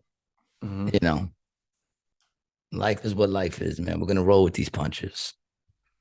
And that's all we can do. I think I sent you some cool shit I that doubt I it. want to talk about. What do you mean you doubt it, man? How can you doubt me? On the gram. I think I did on the gram. On the gram. It's really cool, man. I can kind of start to see. I don't know if it's the pixelation or you got like these spots kind of getting on your face.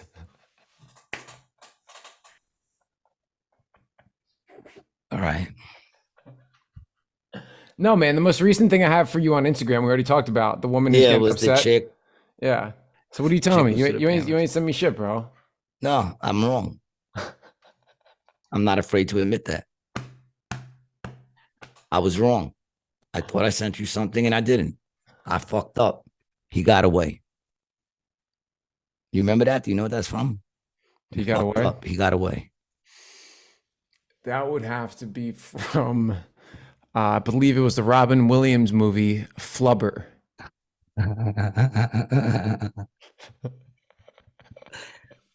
It's from the movie Scarface. He says to his boy, I think it's 11 o'clock. No, it's probably like 2 o'clock. He goes, at 2 o'clock, you call him up and you tell him we fucked up. He got away. And he goes, okay, Tony. And then he calls up, what's his name? Frank. He goes into the room with Frank and he's sitting there and he goes, why don't you answer that, Frank? He goes, Avita, what's the name of some shit? He goes, well, sure, she won't know you're okay. And then he picks up the phone and he goes, we fucked up. He got away. And he goes, I'll be home soon. And he plays it off. And he goes, you know what, Frank? You're a piece of shit. Oh, come on, Tony, man. Oh, Tony. You know what I'll say is, Frank? I love that shit. Then he says to the cop, maybe you can have yourself a couple of tickets to the resurrection. You can't kill a cop, whoever says you was one. Poo, poo, poo, poo, poo, poo, poo. Whoever said you was one. Yeah, man. And then he goes, what about this dude? I forgot his name. And he goes, you want a job? And he goes, sure, Tony. And he goes, congratulations, bro. You got a job. One of the first people I got to meet was Chi-Chi. Chi-Chi, really? Yeah, when I started doing comedy, I met Chi-Chi. I took a really cool picture with him, too. And he was cool people. Chi-Chi's a nut. I could see that. I love him because he embraces what made him famous. He don't give a fuck. A lot of people get mad when they get like typecasted and shit. But he calls himself fucking Chi-Chi. Yeah. Yeah, why not, dude? Yeah.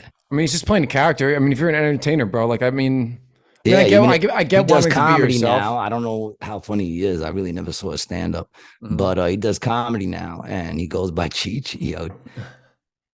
Chi-Chi get the yayo. Chi-Chi get the yayo. Yeah, they'll say that. Chi-Chi get the yayo. It's great. He embraces it, man. Now, There's good to embrace things, man. There's some people who have nothing. You get people like someone like Urkel. Oh, I'm Urkel all my life. Yeah, that's what's gonna happen when you're really good in that character at a young age. Everybody's always gonna look at you as Urkel, dog. Get over it. Don't get mad. What do you think about an Italian in Pacino playing a Spanish guy? You think that would fly today? Dude, Playing a nothing Cuban. nothing flies today unless it's them turning it into something that gay people like. If they're gay, no one's gonna say nothing. If they're any part of the LGBs that are doing it, no one will say nothing. You know, but if yeah, like they got mad at somebody. I forgot who it was they got mad at. They were gonna give a part 2 and they took it. Oh, what's his name was gonna play he was gonna play who's the revolutionary dude that ran with Che? The guy who went with Who was with Che Guevara. What was his name again? There's a couple. Castro. Oh, Castro. Fidel Castro. They're doing a movie on him, and they were gonna book, I think, Franco to play him. James Franco? I think so, yeah. They were gonna book James Franco to play him. And they showed them like picture by picture, and James Franco kind of resembled the dude, you know what I'm saying? And I'm sure with some makeup, he'll really look like the dude. And there was an uproar because James Franco is in Spanish. I think people forgot what actors do. You know what I'm saying? Like actors pretend. That's why it's stupid. You know what I'm saying? Like that's why it's so stupid, because it's they pretend. You know, so a person can't pretend to play a person of another nationality. It never used to be a problem with that. You know, there never used to be a problem with that. I also find it odd that the movie. Have you been watching? What's the shit with the serial killer that everyone's watching now on Netflix? Oh, Dahmer, bro. Have you been watching it? I did. I watched the first 2 episodes. I was going to ask you about that, actually. I'm going to check it out. I will check it out because everybody's checking it out. Dude, and I saw everything else on Domna, so why not? What's one more? I fast forwarded through some of the scenes, bro, because I'm just not really trying to watch that shit, you know? Yeah. Like this like weird, like kind of violent gay shit that he was doing to the guy. Yeah. You know, I'm good on that. I don't need to see those scenes. You can imagine it.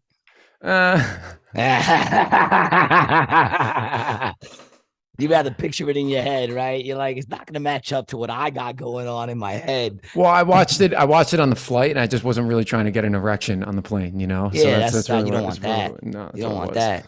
You know? But you know what I found odd was that, and I don't know if I mentioned this. Did we talk about this? I found odd that it's not in, like when you go on Netflix, it's not under the LGBTQ movies. What?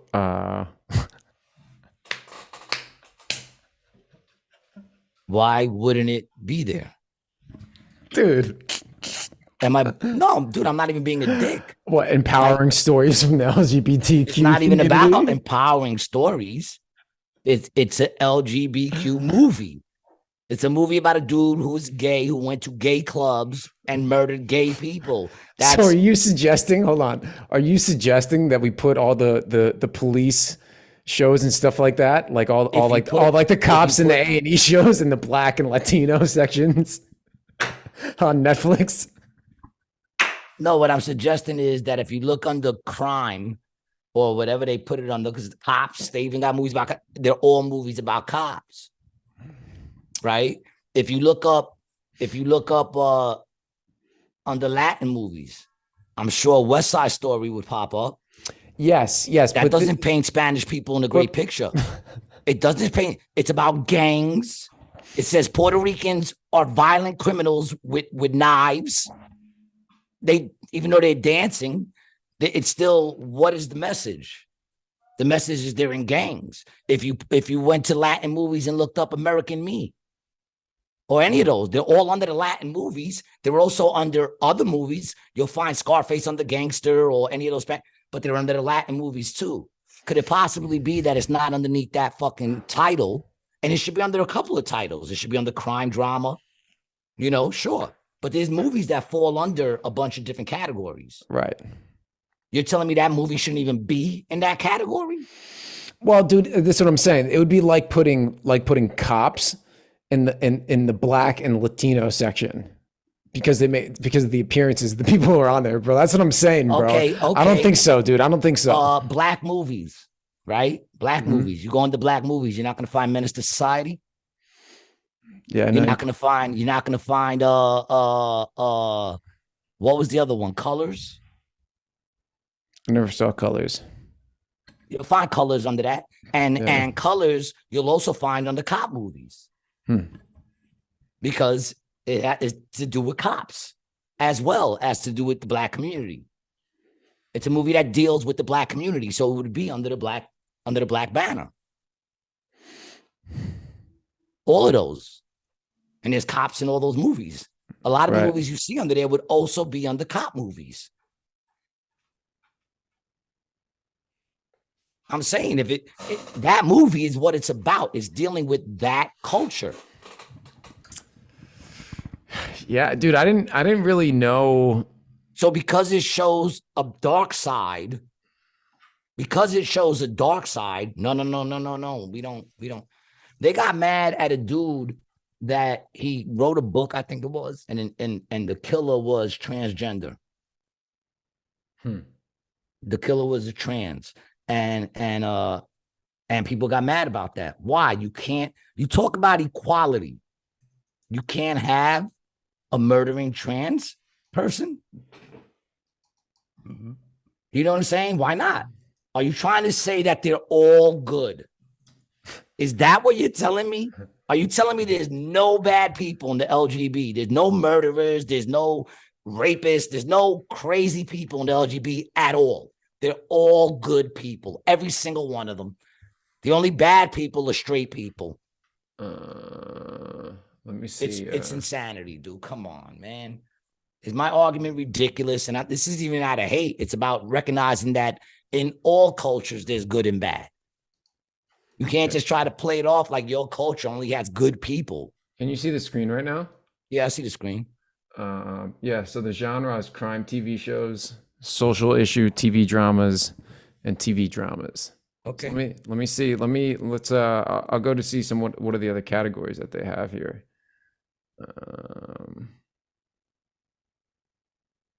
How about this? Just go to the LGB category. Yeah. And go to one of their movies and see what they listed in. This is a really funny category, bro. Fight the system. Yeah. Come on. Fight the system.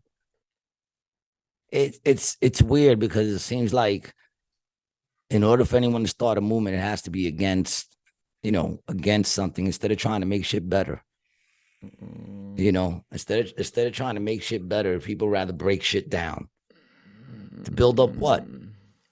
Your lunacy, you want to live in Looney Tune land? The fuck out of here. All right, so one of their Black stories and then LGBTQ TV shows. Well, just go to one of their movies and look under what other things it falls under. Does it just fall under LGB? When you look at what it's about. Well, see, I'm just trying to find something that's like negative, No. I don't want nothing negative, man. I'm just trying to see if there's like a parallel. Because what I'm saying is I don't necessarily think No. What I want to see. All right, so go to. Well, there's nothing negative. First of all, I'm not seeing any like negative show. Let's see. Not for that. Not for the LGBT, but I bet there's some negative ones. But here's the thing. This is what I want to see. Go to just East Riders, A New Height, or whatever. Click on it. Oh, wait, there you go. So what is it under? Title is under emotional. Okay, now go to another one. This show, wait. Is that what it said, categories? Yeah, soapy, emotional, dramedy. Yeah, okay. But so that's just like their description, but then the drama is TV drama, TV comedies, LGBT. There you go. Go, TV dramas. Right. TV comedies. All right, go ahead. Mm-hmm. Yeah, these are all dramas, actually. All these. Dramas. Yeah, these are all dramas. And what does it say? TV drama? Mm-hmm. And what did the other one say? Drama. It said movie drama, TV drama. There you go. I mean, it deals with that lifestyle. It deals with that community, not the lifestyle. I'm not saying they're all running out killing people. Look, you're not all serial killers. I'm not saying that, man. You know what I'm saying? This particular serial killer was part of your community. Mm-hmm. And look, And look, that's what they got on here too, bro. These for the black section, they got some negative ones here. I mean, these are drug dealing shows, guys getting locked up. Of course. Yeah. Prison. Of course, man. Go to Latin. Let's check out how they represent my people. Go to Latin.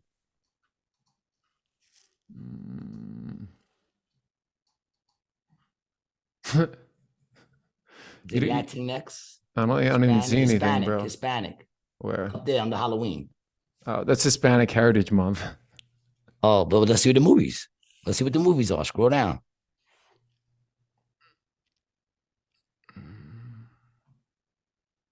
LA Originals. What's that? Where do you see that? Right on the Messiah that you just hit. Oh, this is a tattoo documentary. It's actually pretty good. Yeah, I would check that out. I would check that out if I was you.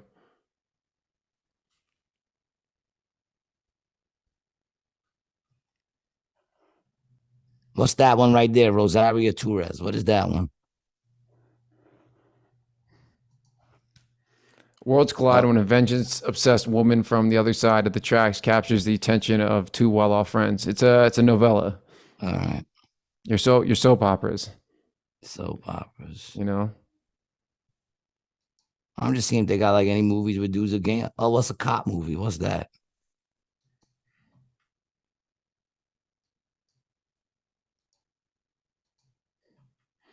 This documentary walks the line between the fact and fiction, delving into the corruption of Mexican police through the experience of two officers. That actually sounds pretty fire. I'm gonna try to watch that shit. Yeah. That looks good, bro. All right. So Mexican corrupt police in Mexico. How odd. Seems a little. Seems a little. I'm just racist, saying. Am I bugging now? Am I bugging that it should just be in there? Maybe I'm bugging. You're not bugging, but it's like, they didn't have any black serial killers on there, They had some drug dealing stuff, which is a little bit different. What black serial killer movies have been made that's not on there? I mean, it's really just white people that are serial killers. Usually, mostly, right? But now, I mean, the DC one was the sniper, a serial killer, the sniper. If they made a movie about that, I'm sure it would be under there. Maybe not now. Maybe they don't even have it on Netflix right now. But the point I'm just trying to make is, why wouldn't it be on there? Could it be because they want us to believe they're all good? Every single one of them are good. Well, I mean, they did make the movie, and the movie is out there, and that's what it is about, I don't know. I find Dude, it was weird, bro. I didn't know him and his dad used to pick up like roadkill and shit and dissect it together when he was a kid. Another great parent. Another great fucking parent. I blame the parents. Even though it's hard, man, it's hard because, I blame myself too. Well, he also I got for the dramas I face with my kids and the kids I put out there. I blame myself too. He got some sort of surgery when he was like 4, and I think he went under anesthesia, and he was never the same when he came out. They said he got some surgery done when he was 4 years old, and he wasn't the same after that. Oh, on what? What kind of surgery? Let me look it up since you're asking all the questions here, sir. I mean, you brought it up. I found it. You had my interest. Listen, gee, relax. We can't really do this podcast anymore if you're gonna be this aggressive with me. Fuck you. Oh yeah, he had a double hernia surgery.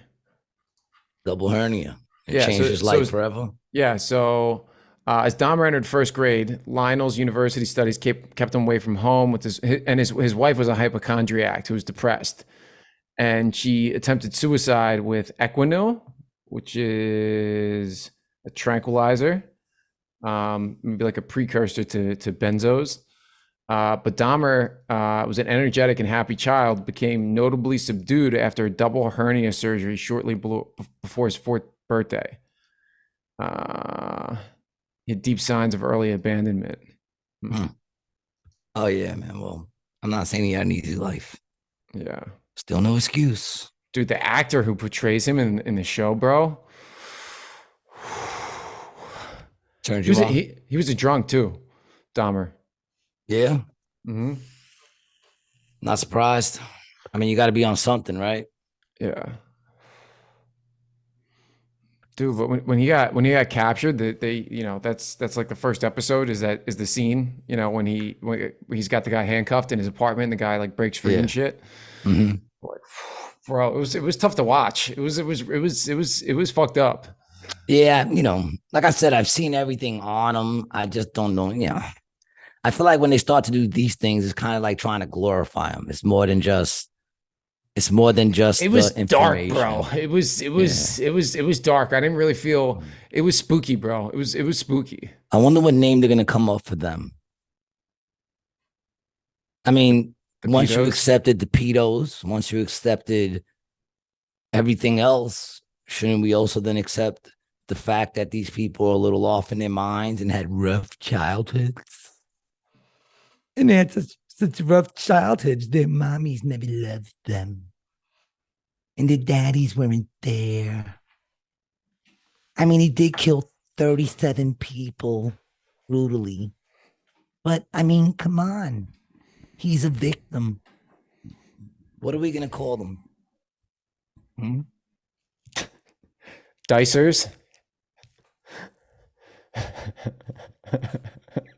Nah, you gotta go. No, dicers are the ones that cut up the bodies. They're the dicers. Yeah, but it's gotta be something like the morally impaired or something. You know what I'm saying? MIPS. MIPS, morally impaired person. They don't have morals.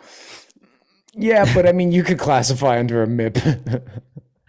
I have morals. Yeah, but they're impaired frequently. I don't always live up to my own morals. Right, because but really, I still believe right is right and wrong is wrong. These people have no supposedly they have no I don't care. Sociopath? So sociopath is gonna be, you're not gonna be able to say that soon. That's gonna be offensive. It sounds offensive. It has to be something that makes them sound like victims, that makes them sound sad or fluffy. Now, do you think this, G? I think about do you think that they're trying to do this just to keep moving along sales of things, like just good spin, positive spin all the time on stuff? Because that's what a lot of this shit is. It's just, it's marketing spins. What do you mean? Well, like, so Disney, right? Like, yeah. They'll put out all that stuff here, but they don't put that shit out in China. Same thing with the NBA and ESPN and stuff like that. One of the NBA's, like, their biggest source of revenue is China. They make bread from China. So much money from China. That's like with the merchandise and like all that sort of stuff. So in what way do you mean that, though? I don't really understand the question. Well, it's like the only reason that this stuff is like that, the corporate cultures are doing this, it's just because they know that the public who's buying right now, that's what that public wants to see, Well, no, see, the problem there is that the corporations, they're the ones creating the agenda. You understand what I'm saying? Yeah, it's like a chicken or the egg. I saw something the other day that said corporations can now pretty much put us into war. Like, they're able to put us into war. I mean, come on, bro. And these aren't people that we voted for, and these aren't people that in any way, shape, or form we want to control us. But they're the ones that are in control. The corporations are the ones that are basically in control. They're the ones pushing the agenda. I mean, listen, man, if you're gay or whatever, and you think these companies care about you because they're putting flags in their window and they're making commercials that are supposedly representing you guys, look, they don't care about you guys at all. They don't. The medical industry does not care at all.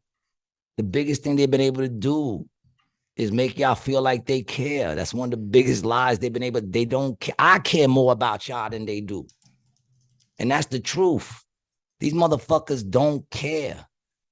You know what I'm saying? They have videos of these people talking about how it's a money thing when it comes to the trans community, how it's a money thing, how they're manipulating and take advantage of the fact that something ain't right.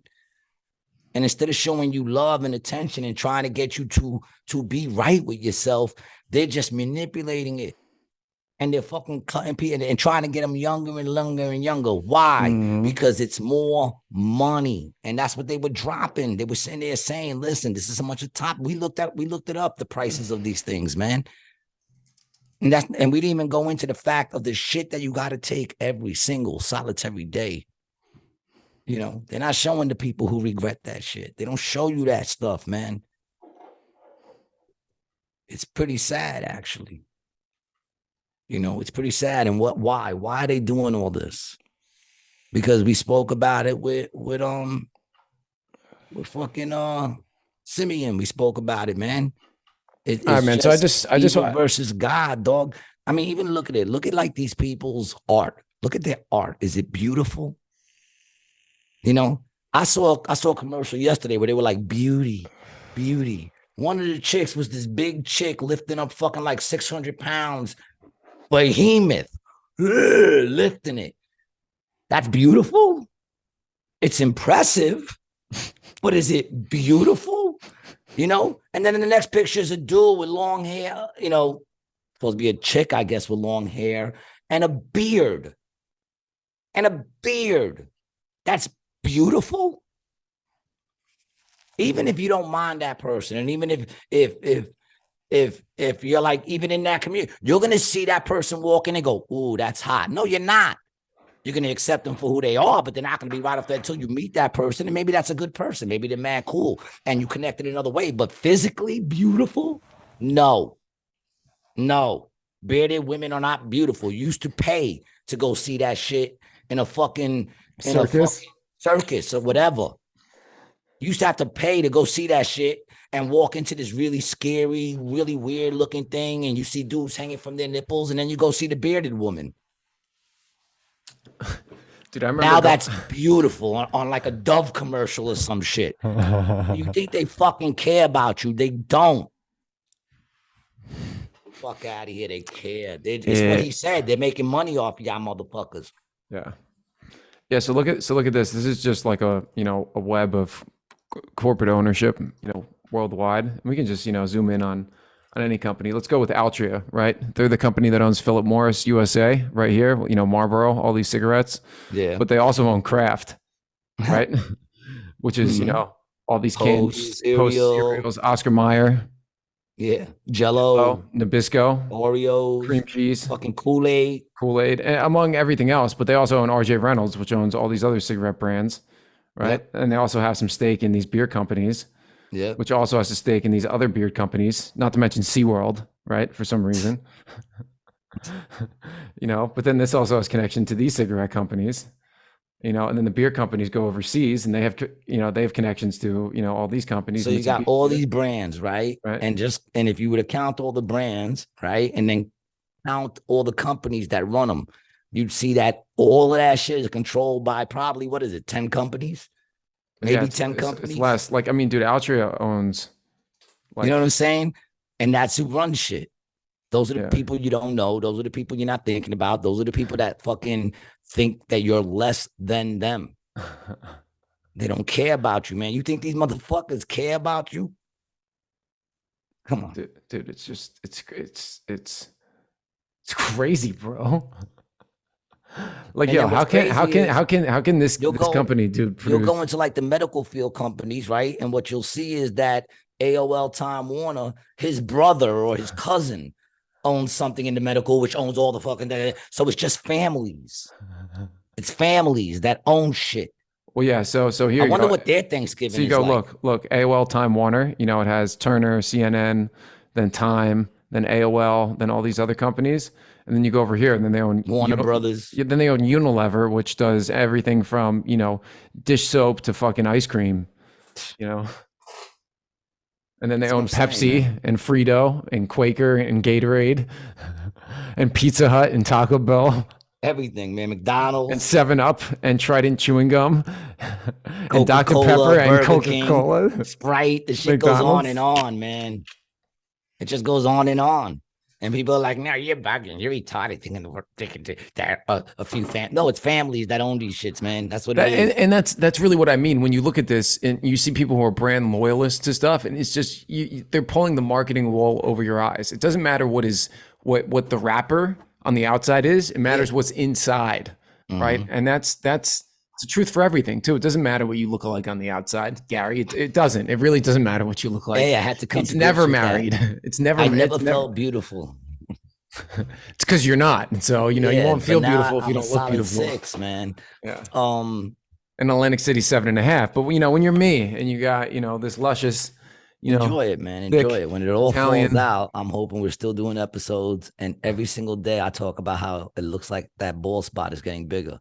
What, mine? Can't wait. No, not this? yet. Not yet. Not This yet. what bald spot? No, not yet.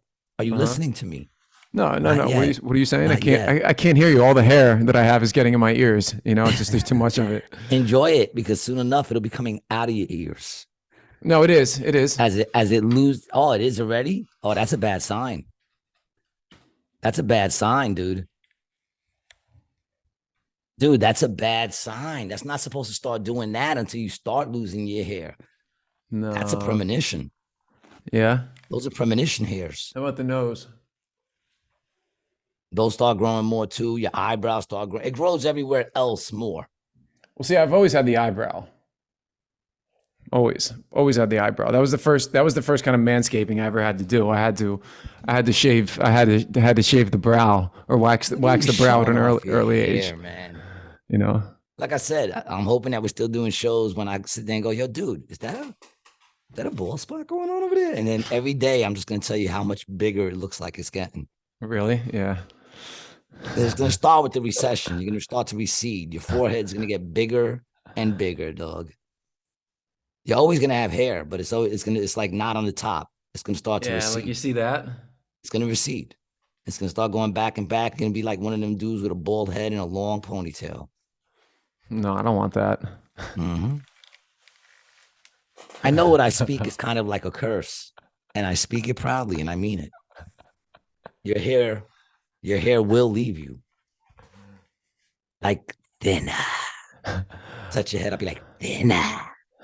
And I'm gonna hang on to it for as long as I can, man. Well, I'm gonna crumble. I'm gonna crumble. I still got my dreads. I don't know where they are, but I still got them. I'm gonna crumble, man. Once it starts to go, I'm just gonna deteriorate into just a shell of my former self. Yeah, man, because your hair is your idol. I get it. My hair used to be my idol too. It did. When I cut it, I was so humbled. And then when I lost it all, I was even more humbled. But I embraced it. And you shall too. Well, you look good bald, I lucked out. That, and I always wear caps anyways. Who the fuck cares? I lucked out a little bit. But I gotta say, I'm feeling a little bit better. Are you? That's nice, man. I'm happy I had a positive impact right now.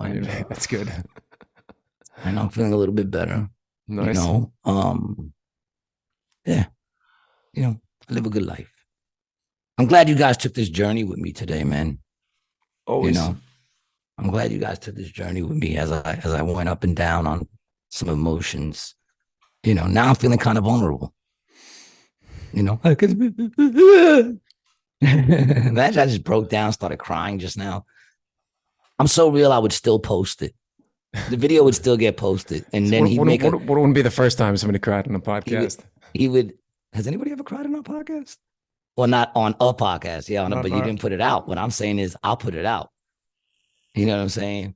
I'm not afraid to show my vulnerability, but I will put it out. And then you would make a short of it. Podcast that breaks down.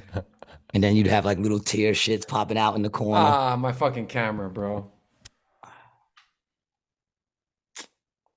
The podcast goes too long, bro.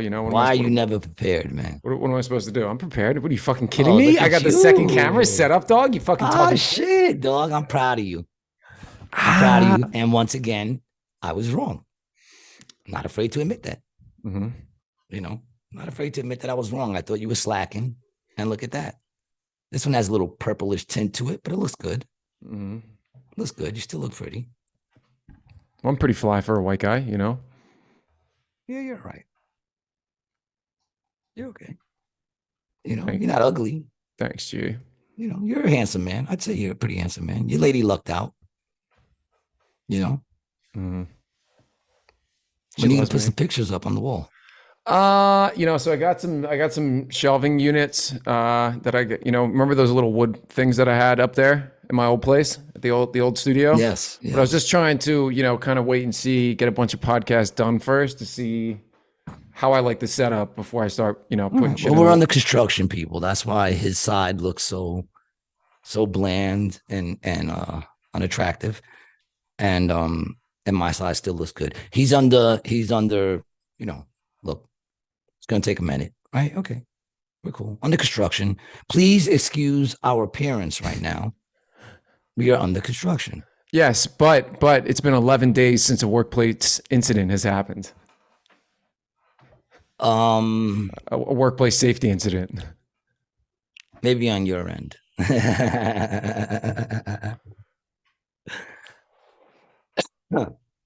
Maybe on your end. I really can't say for sure. Mm-hmm. I know I hit something on the road, but I didn't look. Oh. It's not true. If I hit something on the road, I'd be pissed. And if it was a person, I'd be like, what the fuck is wrong with you? I'm the type of person that'll hit you and then blame you. That's what you have to do. Really. You always have to blame them. What the fuck is wrong with you? Yeah, you got to get them to admit fault, Yeah. Driving 101. Yeah, admit nothing. Mm-hmm. My driving instructor Some of the worst drivers I've ever seen were out yesterday and today, man. Oh, they were all out, huh? The crazies? They were all out, no turn signals left on, you know what I'm saying, for miles. Mm. And you're in the middle lane. So at any moment, you could be moving over. Like, what the fuck is wrong with you, man? I don't know. I got to change the way I think. I say it all the time. It's like, and I feel like most people think this way. It's like you could be having a good day. Mm-hmm.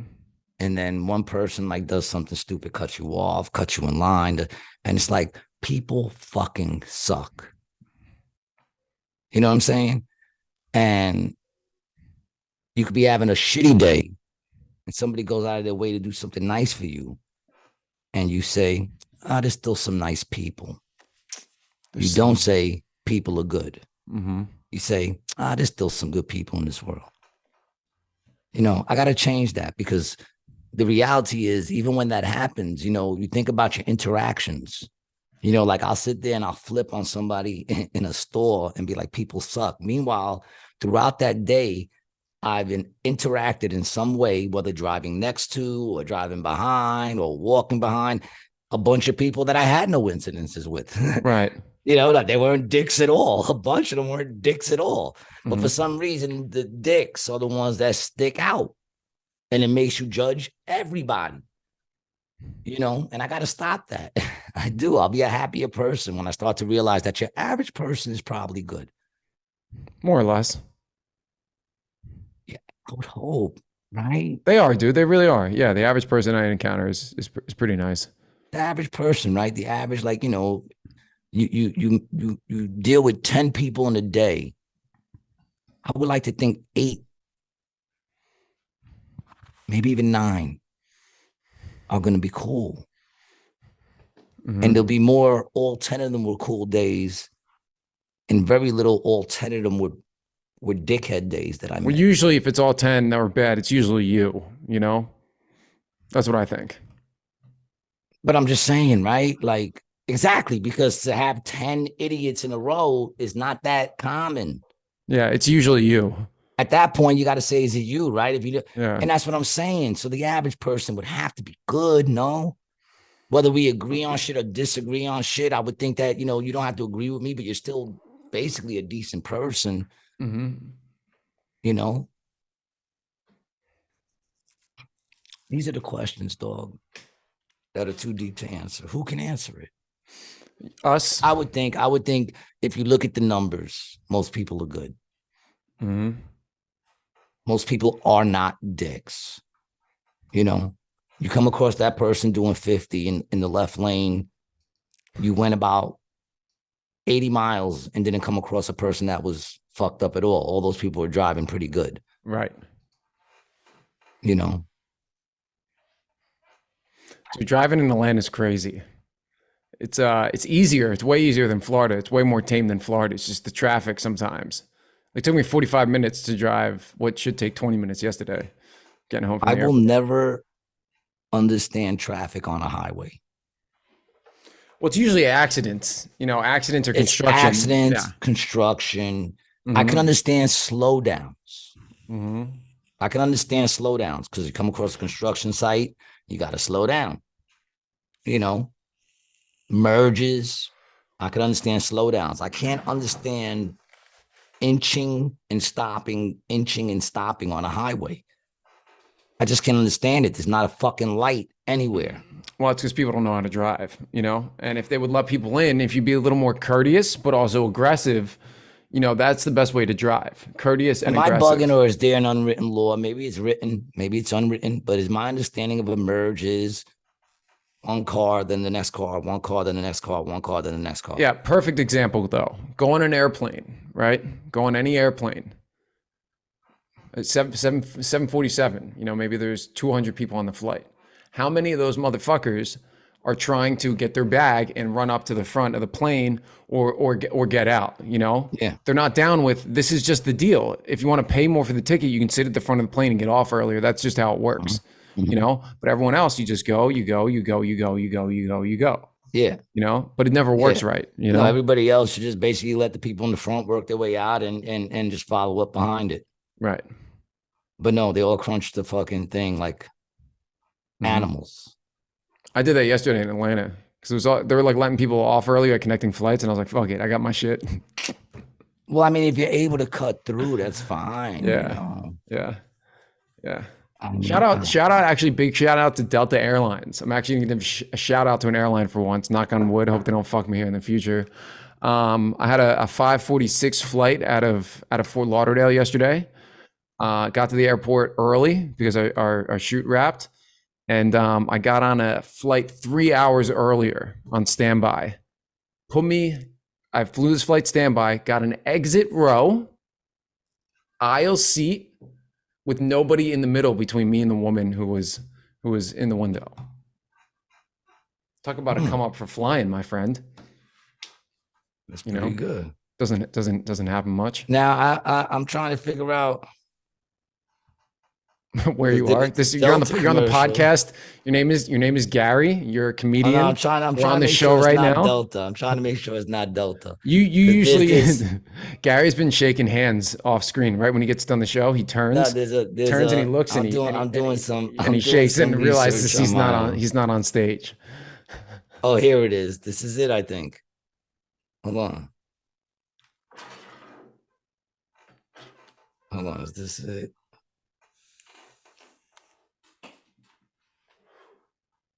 Hold on a second. No, that's not it. It's not Delta. What's another airline?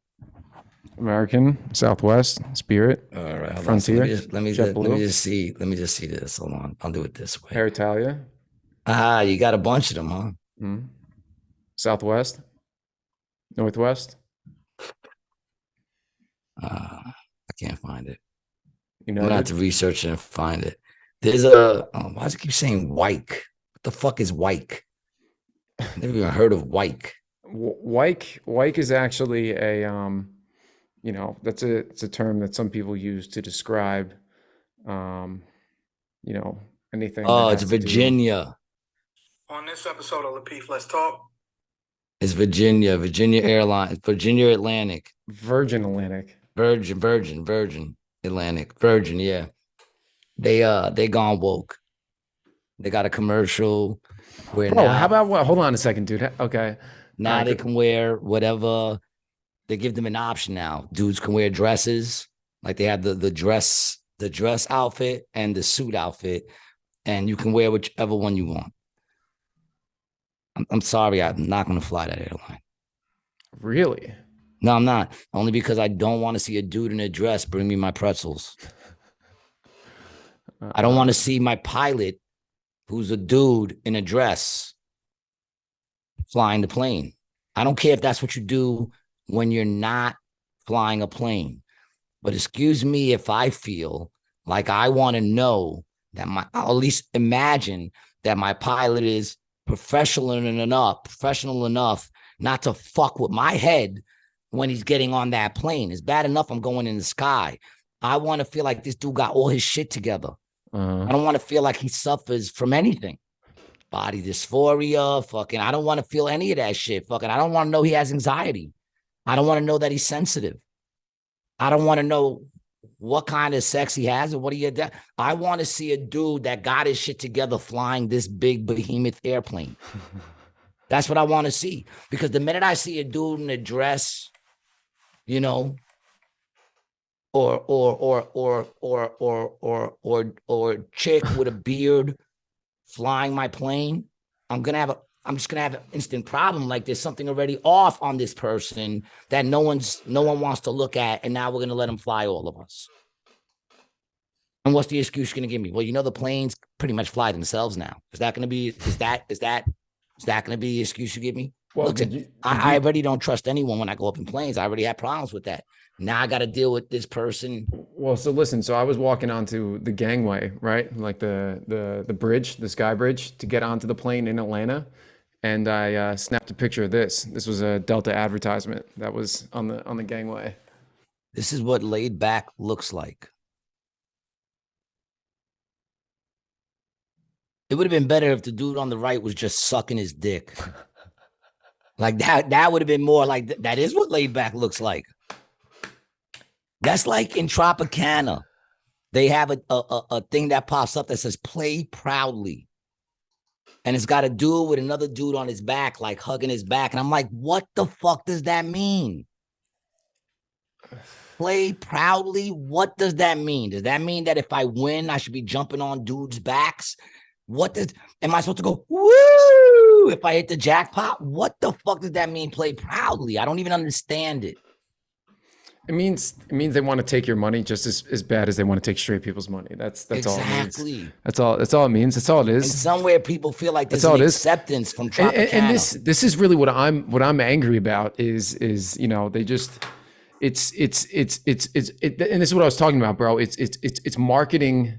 They're just trying to get your money. That's all it is. They're just trying to get your money. And that's they're gonna be like, I'm gonna go to Tropicana instead of Hard Rock, because Hard Rock, they don't let us play proudly. They just let us play. So I'm gonna go to Tropicana where I can play proudly. What? And you think Tropicana cares about y'all? I care more about you. And that's the truth. Mm-hmm. You know what I'm saying? It's the fucking truth. That fucking play proudly. It doesn't even make sense. But it has the word proud in there. The word proud is in there. So we have to, you know, what does that mean? I'm not saying none of this shit out of hate in any way, other than I hate the fact that these fucking big businesses are taking advantage of people. Once again, they did it to women. Every woman looks in the mirror and doesn't like what they fucking see. Mm-hmm. So they got to, you know, if you're unrecognizable as a fucking person, you know, they're making millions of dollars off of you, man. I walk around, I look at dudes. They're not that great looking. They're not. Most dudes aren't that great. Your average dude is all right, you know. They're all right. The only reason why I'm a little more than average is because I have potential. That's it. I just have potential. Not a lot, but enough to make me a 6.5 some days, depending on the neighborhood. You know, but like, accept who you are.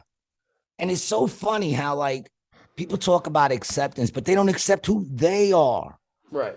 And I'm not even talking, just let's talk straight people. Let's talk straight women.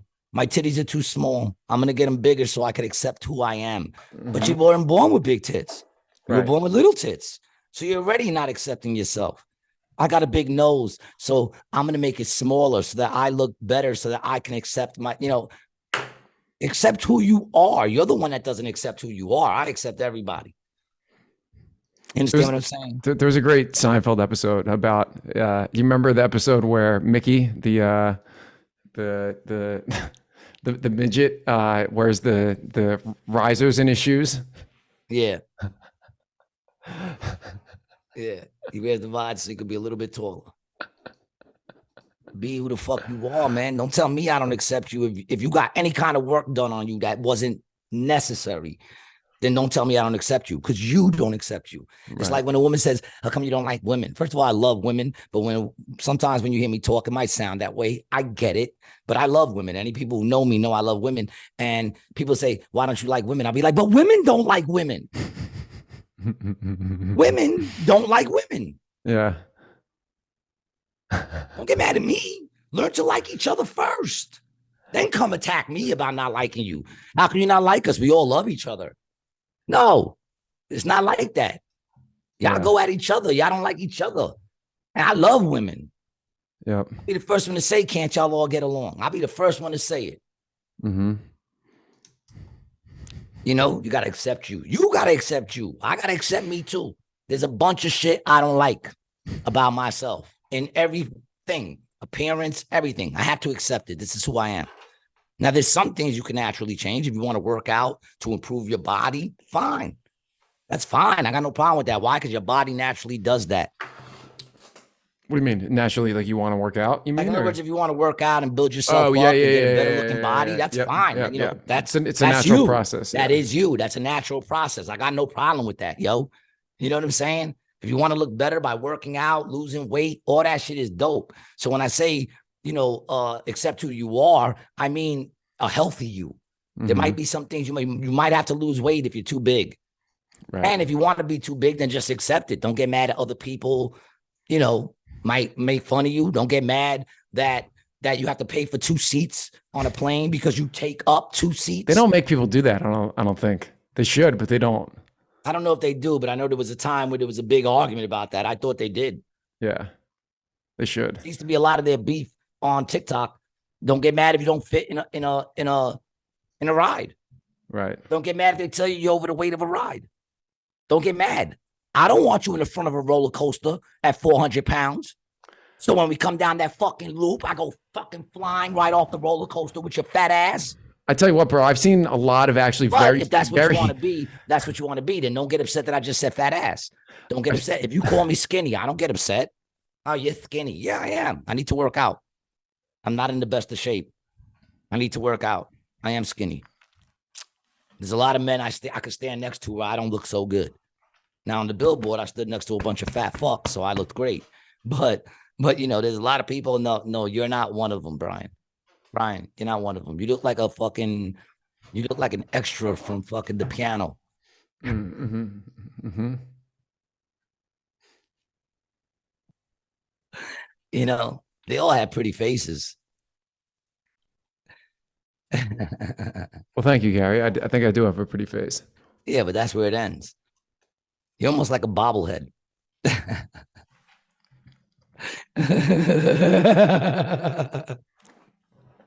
I got to try to get that down. What's great is you're going to be looking in the mirror for days trying to get that shit down. You already kind of got it down. Which way, right? Does it have to go front and back or side to side? I don't know. Get a bobblehead and see. You gotta do your research, dog. You know, Google bobbleheads.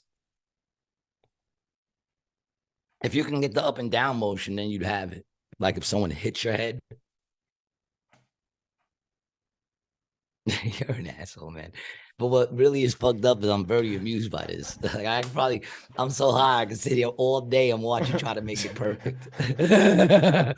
You know, and start critiquing it. Like that one looked a lot better than the last one. Really? I love your dead face. It's great, yo. You're a dick. It's like I gotta have the neck up, but like kind of. Yeah, I feel bad for anybody just listening right now because you got to see this dude's face, yo. He keeps his straight dead face. That one was a good one. You're getting better. Your eyes moved. You're getting better. Yeah, the eyes are hard to do on the side to side is. You're getting better. All right. I hope you guys enjoyed it. I did because you had to be high. I enjoyed that. That might have been the best part of my day so far. That's good. Yeah, man. Thank you. Good. Your silliness has cured me of my anger. Mm-hmm. You know, can't let anger You can't just give in to the dark side. You just can't. You can't. I'd rather use the force. You know, I don't want to come to the dark side, man. I don't. I want to be a Sith warrior. You know, I want to be part of the rebellion. But now I'm rebelling against the people who are rebelling because they're just idiots. Yeah. I hate the fact that these people are making me care about my country and that I can't even go against my country. Like, I can't even go against the government right now. Why? Because you idiots are coming into play and trying to take over the government. And it's like, I already know, like, shit ain't that great right now, but if you motherfuckers take over, shit is going to be way worse. fucked up. It's going to be a shit show if you motherfuckers take over. If you guys have your way, welcome to motherfucking Looney Tunes. It's fucking insane. Like, it sucks. Like, I can't even go against my government because the government, although it's fucked up in its a lot of ways, what you guys are trying to introduce, you guys will have me living in a fucking pod. You know what I'm saying? Fucking getting up to walk on a treadmill to create natural energy. You know what I'm saying? And it's crazy because that's really what it goes down to once again, what we were talking to Simeon back in the day, where everything is energy. You know, everything is like, even the exchange of money is you're doing something where you exert your energy and I give you something in return. And now we're going to be the energy people. All you motherfucking green motherfuckers out there looking for pure, clean energy. What do you think they're going to get the energy from? Where do you think they're going to power those cars from? Yeah, from you doing a 9 to 5 of this, of doing this. We're all going to have great legs. Well, not me. I'll be dead. But you guys are all going to have great legs going forward. Your leg is going to be so massive. You're all going to be like a new form of human. You'll be walking around with horse legs. Everybody's going to have like horse legs. It's going to be like the way the human is adapted. You're almost going to look like those fucking mythical creatures where the bottom is a horse. The centaur or the minotaur? Yeah, you're going to look like those shits, only just with 2 legs. Until you look so much like those shits, your ass just generally stretches out and you grow legs under that shit, and that's what you become, which, by the way, runs a lot faster on those fucking treadmills. How does my mind think like that? Well, you know, Gary, I was thinking about it. Deep in that, right? And I think it's a combination of a bunch of things. I think you're on YouTube entirely too much. I also think that there's been some serious brain trauma throughout your life. Maybe one too many, you know, alcohol binges, you know, late nights. Maybe some times where you stop breathing, maybe while you were sleeping. You know, some suffocation to the brain once that you remember. Only once. Okay. Did your parents smoke when you were a kid in the house? My father. Do you smoke cigarettes in the house? I do. You know, so I think there's oddly enough, my house never smells like cigarettes. Not to you. No, people. But it's the same thing like cat litter, bro. You know, your house does not smell like kitty litter, though. I will say that. Dude, you do not know you have a cat in that house. Dude, people come to my house all the time and they're like, "Do you smoke in the house?" And I'll be like, "Yeah." They go, "It doesn't smell like smoke." When you came, well, we were smoking when you came. It's different. When I'm smoking, of course, it's gonna smell like smoke. But when I leave my house for a couple of hours and come back with somebody, they're like, "I thought you smoked," and it doesn't smell. Maybe it's because all my windows don't really have great seals, so it's a constant airflow in here or something. Oh, okay, yeah, that makes sense. That makes sense. I don't know what I really don't know what it is, but my house does not smell like smoke or cat litter. No, it definitely doesn't smell like cat litter. No, it does not. No, I mean, I do try to stay on top of it, but yeah. Oh, you have a clean house, clean and organized house. Yeah. It's very duty. Like there's no woman's touch to it. No, there's no like woman's touch to it. No, you know, yeah, of course not. Like a very dude kind of place, but you know, it's comfortable. You know, it's comfortable. I'm comfortable. I've been called comfortable. I'll take it. Didn't Eleanor say that? She called. I don't know. She didn't call you comfortable, but that was in the Eleanor episode. I said that someone once called me comfortable, and she said, "Was it a white girl?" And I said, "Yes," and she goes, "That's not a compliment." Although I still take it as a compliment. Yeah, of course. Big up to Eleanor. We miss you on this. We got to get you back on here. Not that you're ever going to watch this on your own. But the real question is, Brian or Gary? Come on, dude. That's like saying Batman or Robin. I've never really considered you much of a Robin, but if you want to be the Robin, you can be the Robin. You know, I just don't know how good you do on the motorcycle and the tights. You know, and really, you know, as Batman, what I need from a Robin is someone who's not more Batman than they are. No, I wouldn't say that. I say you would need someone not so much Batman. You know, a little not more Batman than you. That's what you would need. What you would need is a Robin. Yeah, I would need. What is it that I would need? I would need just need someone, not you, really, not you. Yeah, man. You know, we could even make it a little. You know, we could say Starsky and Hutch. I feel like you'd be a better Catwoman. Honestly, I feel like that you'd be better as that. I mean, if I decided to do that, my podcast would blow up. My podcast would blow the fuck up. I get movie offers. You know, I get to go back Tuesday to film the last of this, what I know is going to be a great movie. And I get to go and finish my shoot only because I gave my word and I'll do it. That's why I'm doing it, because I gave my word, and I'll do it to the best of my ability, which isn't going to be that great. It's not like I'm great. I'm not, you know, I'm part of the reason why I know it's going to be a great movie.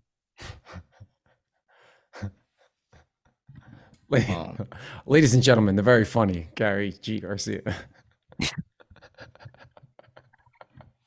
know what I'm good at. I know what I'm not good at.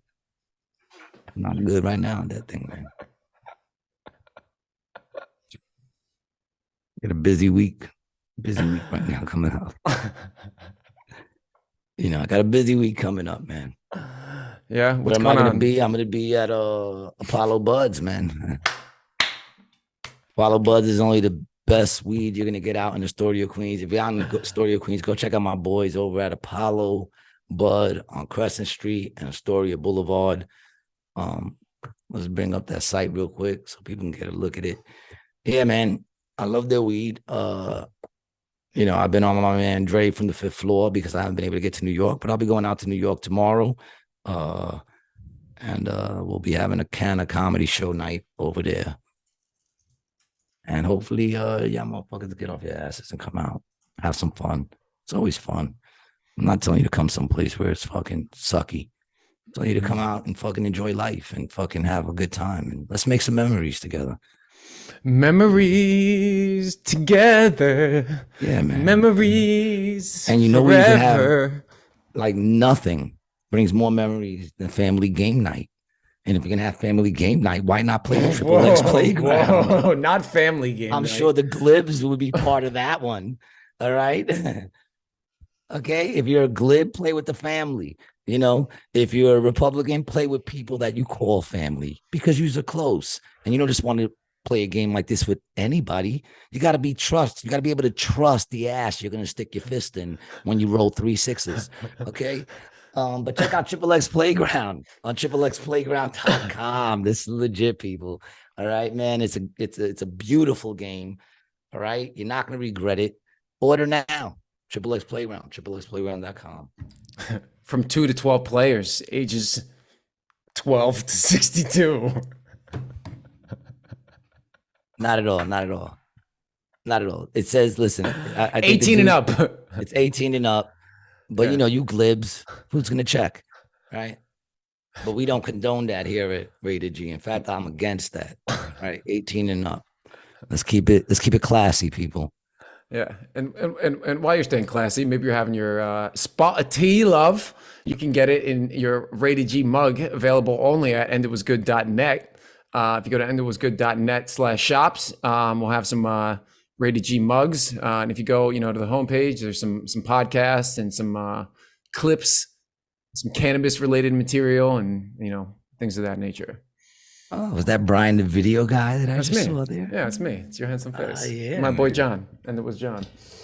All right, man. Well, go check that out. Go get yourself a mug. I got to reorder mine. Long story. Yep. We won't talk about it. Yep. But I got to reorder my mugs, plural. I'm going to get a bunch of them. And we're going to see about trying to get maybe some limited edition llamas on there, maybe, and some rated G shirts on there, maybe coming soon. And but if until then you guys want to get your hands on the llama limited edition signed on the arm, so it looks like a tattoo, inbox me, man, and we can make it happen over at Gary G Garcia on Instagram or Gary G Garcia on Facebook. Otherwise, if you really want to get the full experience, come out and see me over at AC Jokes in Atlantic. AC Jokes is also one of our sponsors and one of our biggest ones to date. So big up to AC Jokes over in Atlantic City. Even when I'm not there, go out there if you're in Atlantic City and see what's going on, man. We run that boardwalk. A knock joke doesn't get told unless we give the punchlines. So if you want to check out comedy, go check out acjokes.com. And and come see me and pick up a fucking llama shirt. I'll sign it for you. We'll take a picture and it'll be a great time. You could also catch me in New York City. I'm going to be over at the Canna Comedy Club tomorrow, but we're there every other Monday. And if you follow me, you'll see when those Mondays pop up. And you could also catch me every Monday at midnight doing the Not Quite Tuesday midnight show on Monday over at the Grizzly Pair. And you can come see me and also cop a shirt over there as well, man. You know, come put some gas in my tank so I can make it to shows. All right. Yeah. There you go. If you come out to see me, I will try my best to make it worth your while. That's all I can guarantee. It's like the great Dave Chappelle said, we're like Evel Knievel. We get paid for the attempt. But I will attempt to do my best. Follow my man Brian at Brian the Video Guy. And it was good.net, podcast, clips, shows. Shop. And it was good.net. Support the podcast. If you haven't already, like, subscribe, leave some comments. We always love to hear from you, man. Big up to all of you guys for staying with us and listening and being with us for this long, man. I think to say I love you guys is an understatement, because today, if not for this podcast, I'd still be angry. And right now I'm relaxed, mellow, and enjoying life. And you're the reason. You're the reason. Thank you so much. Peace.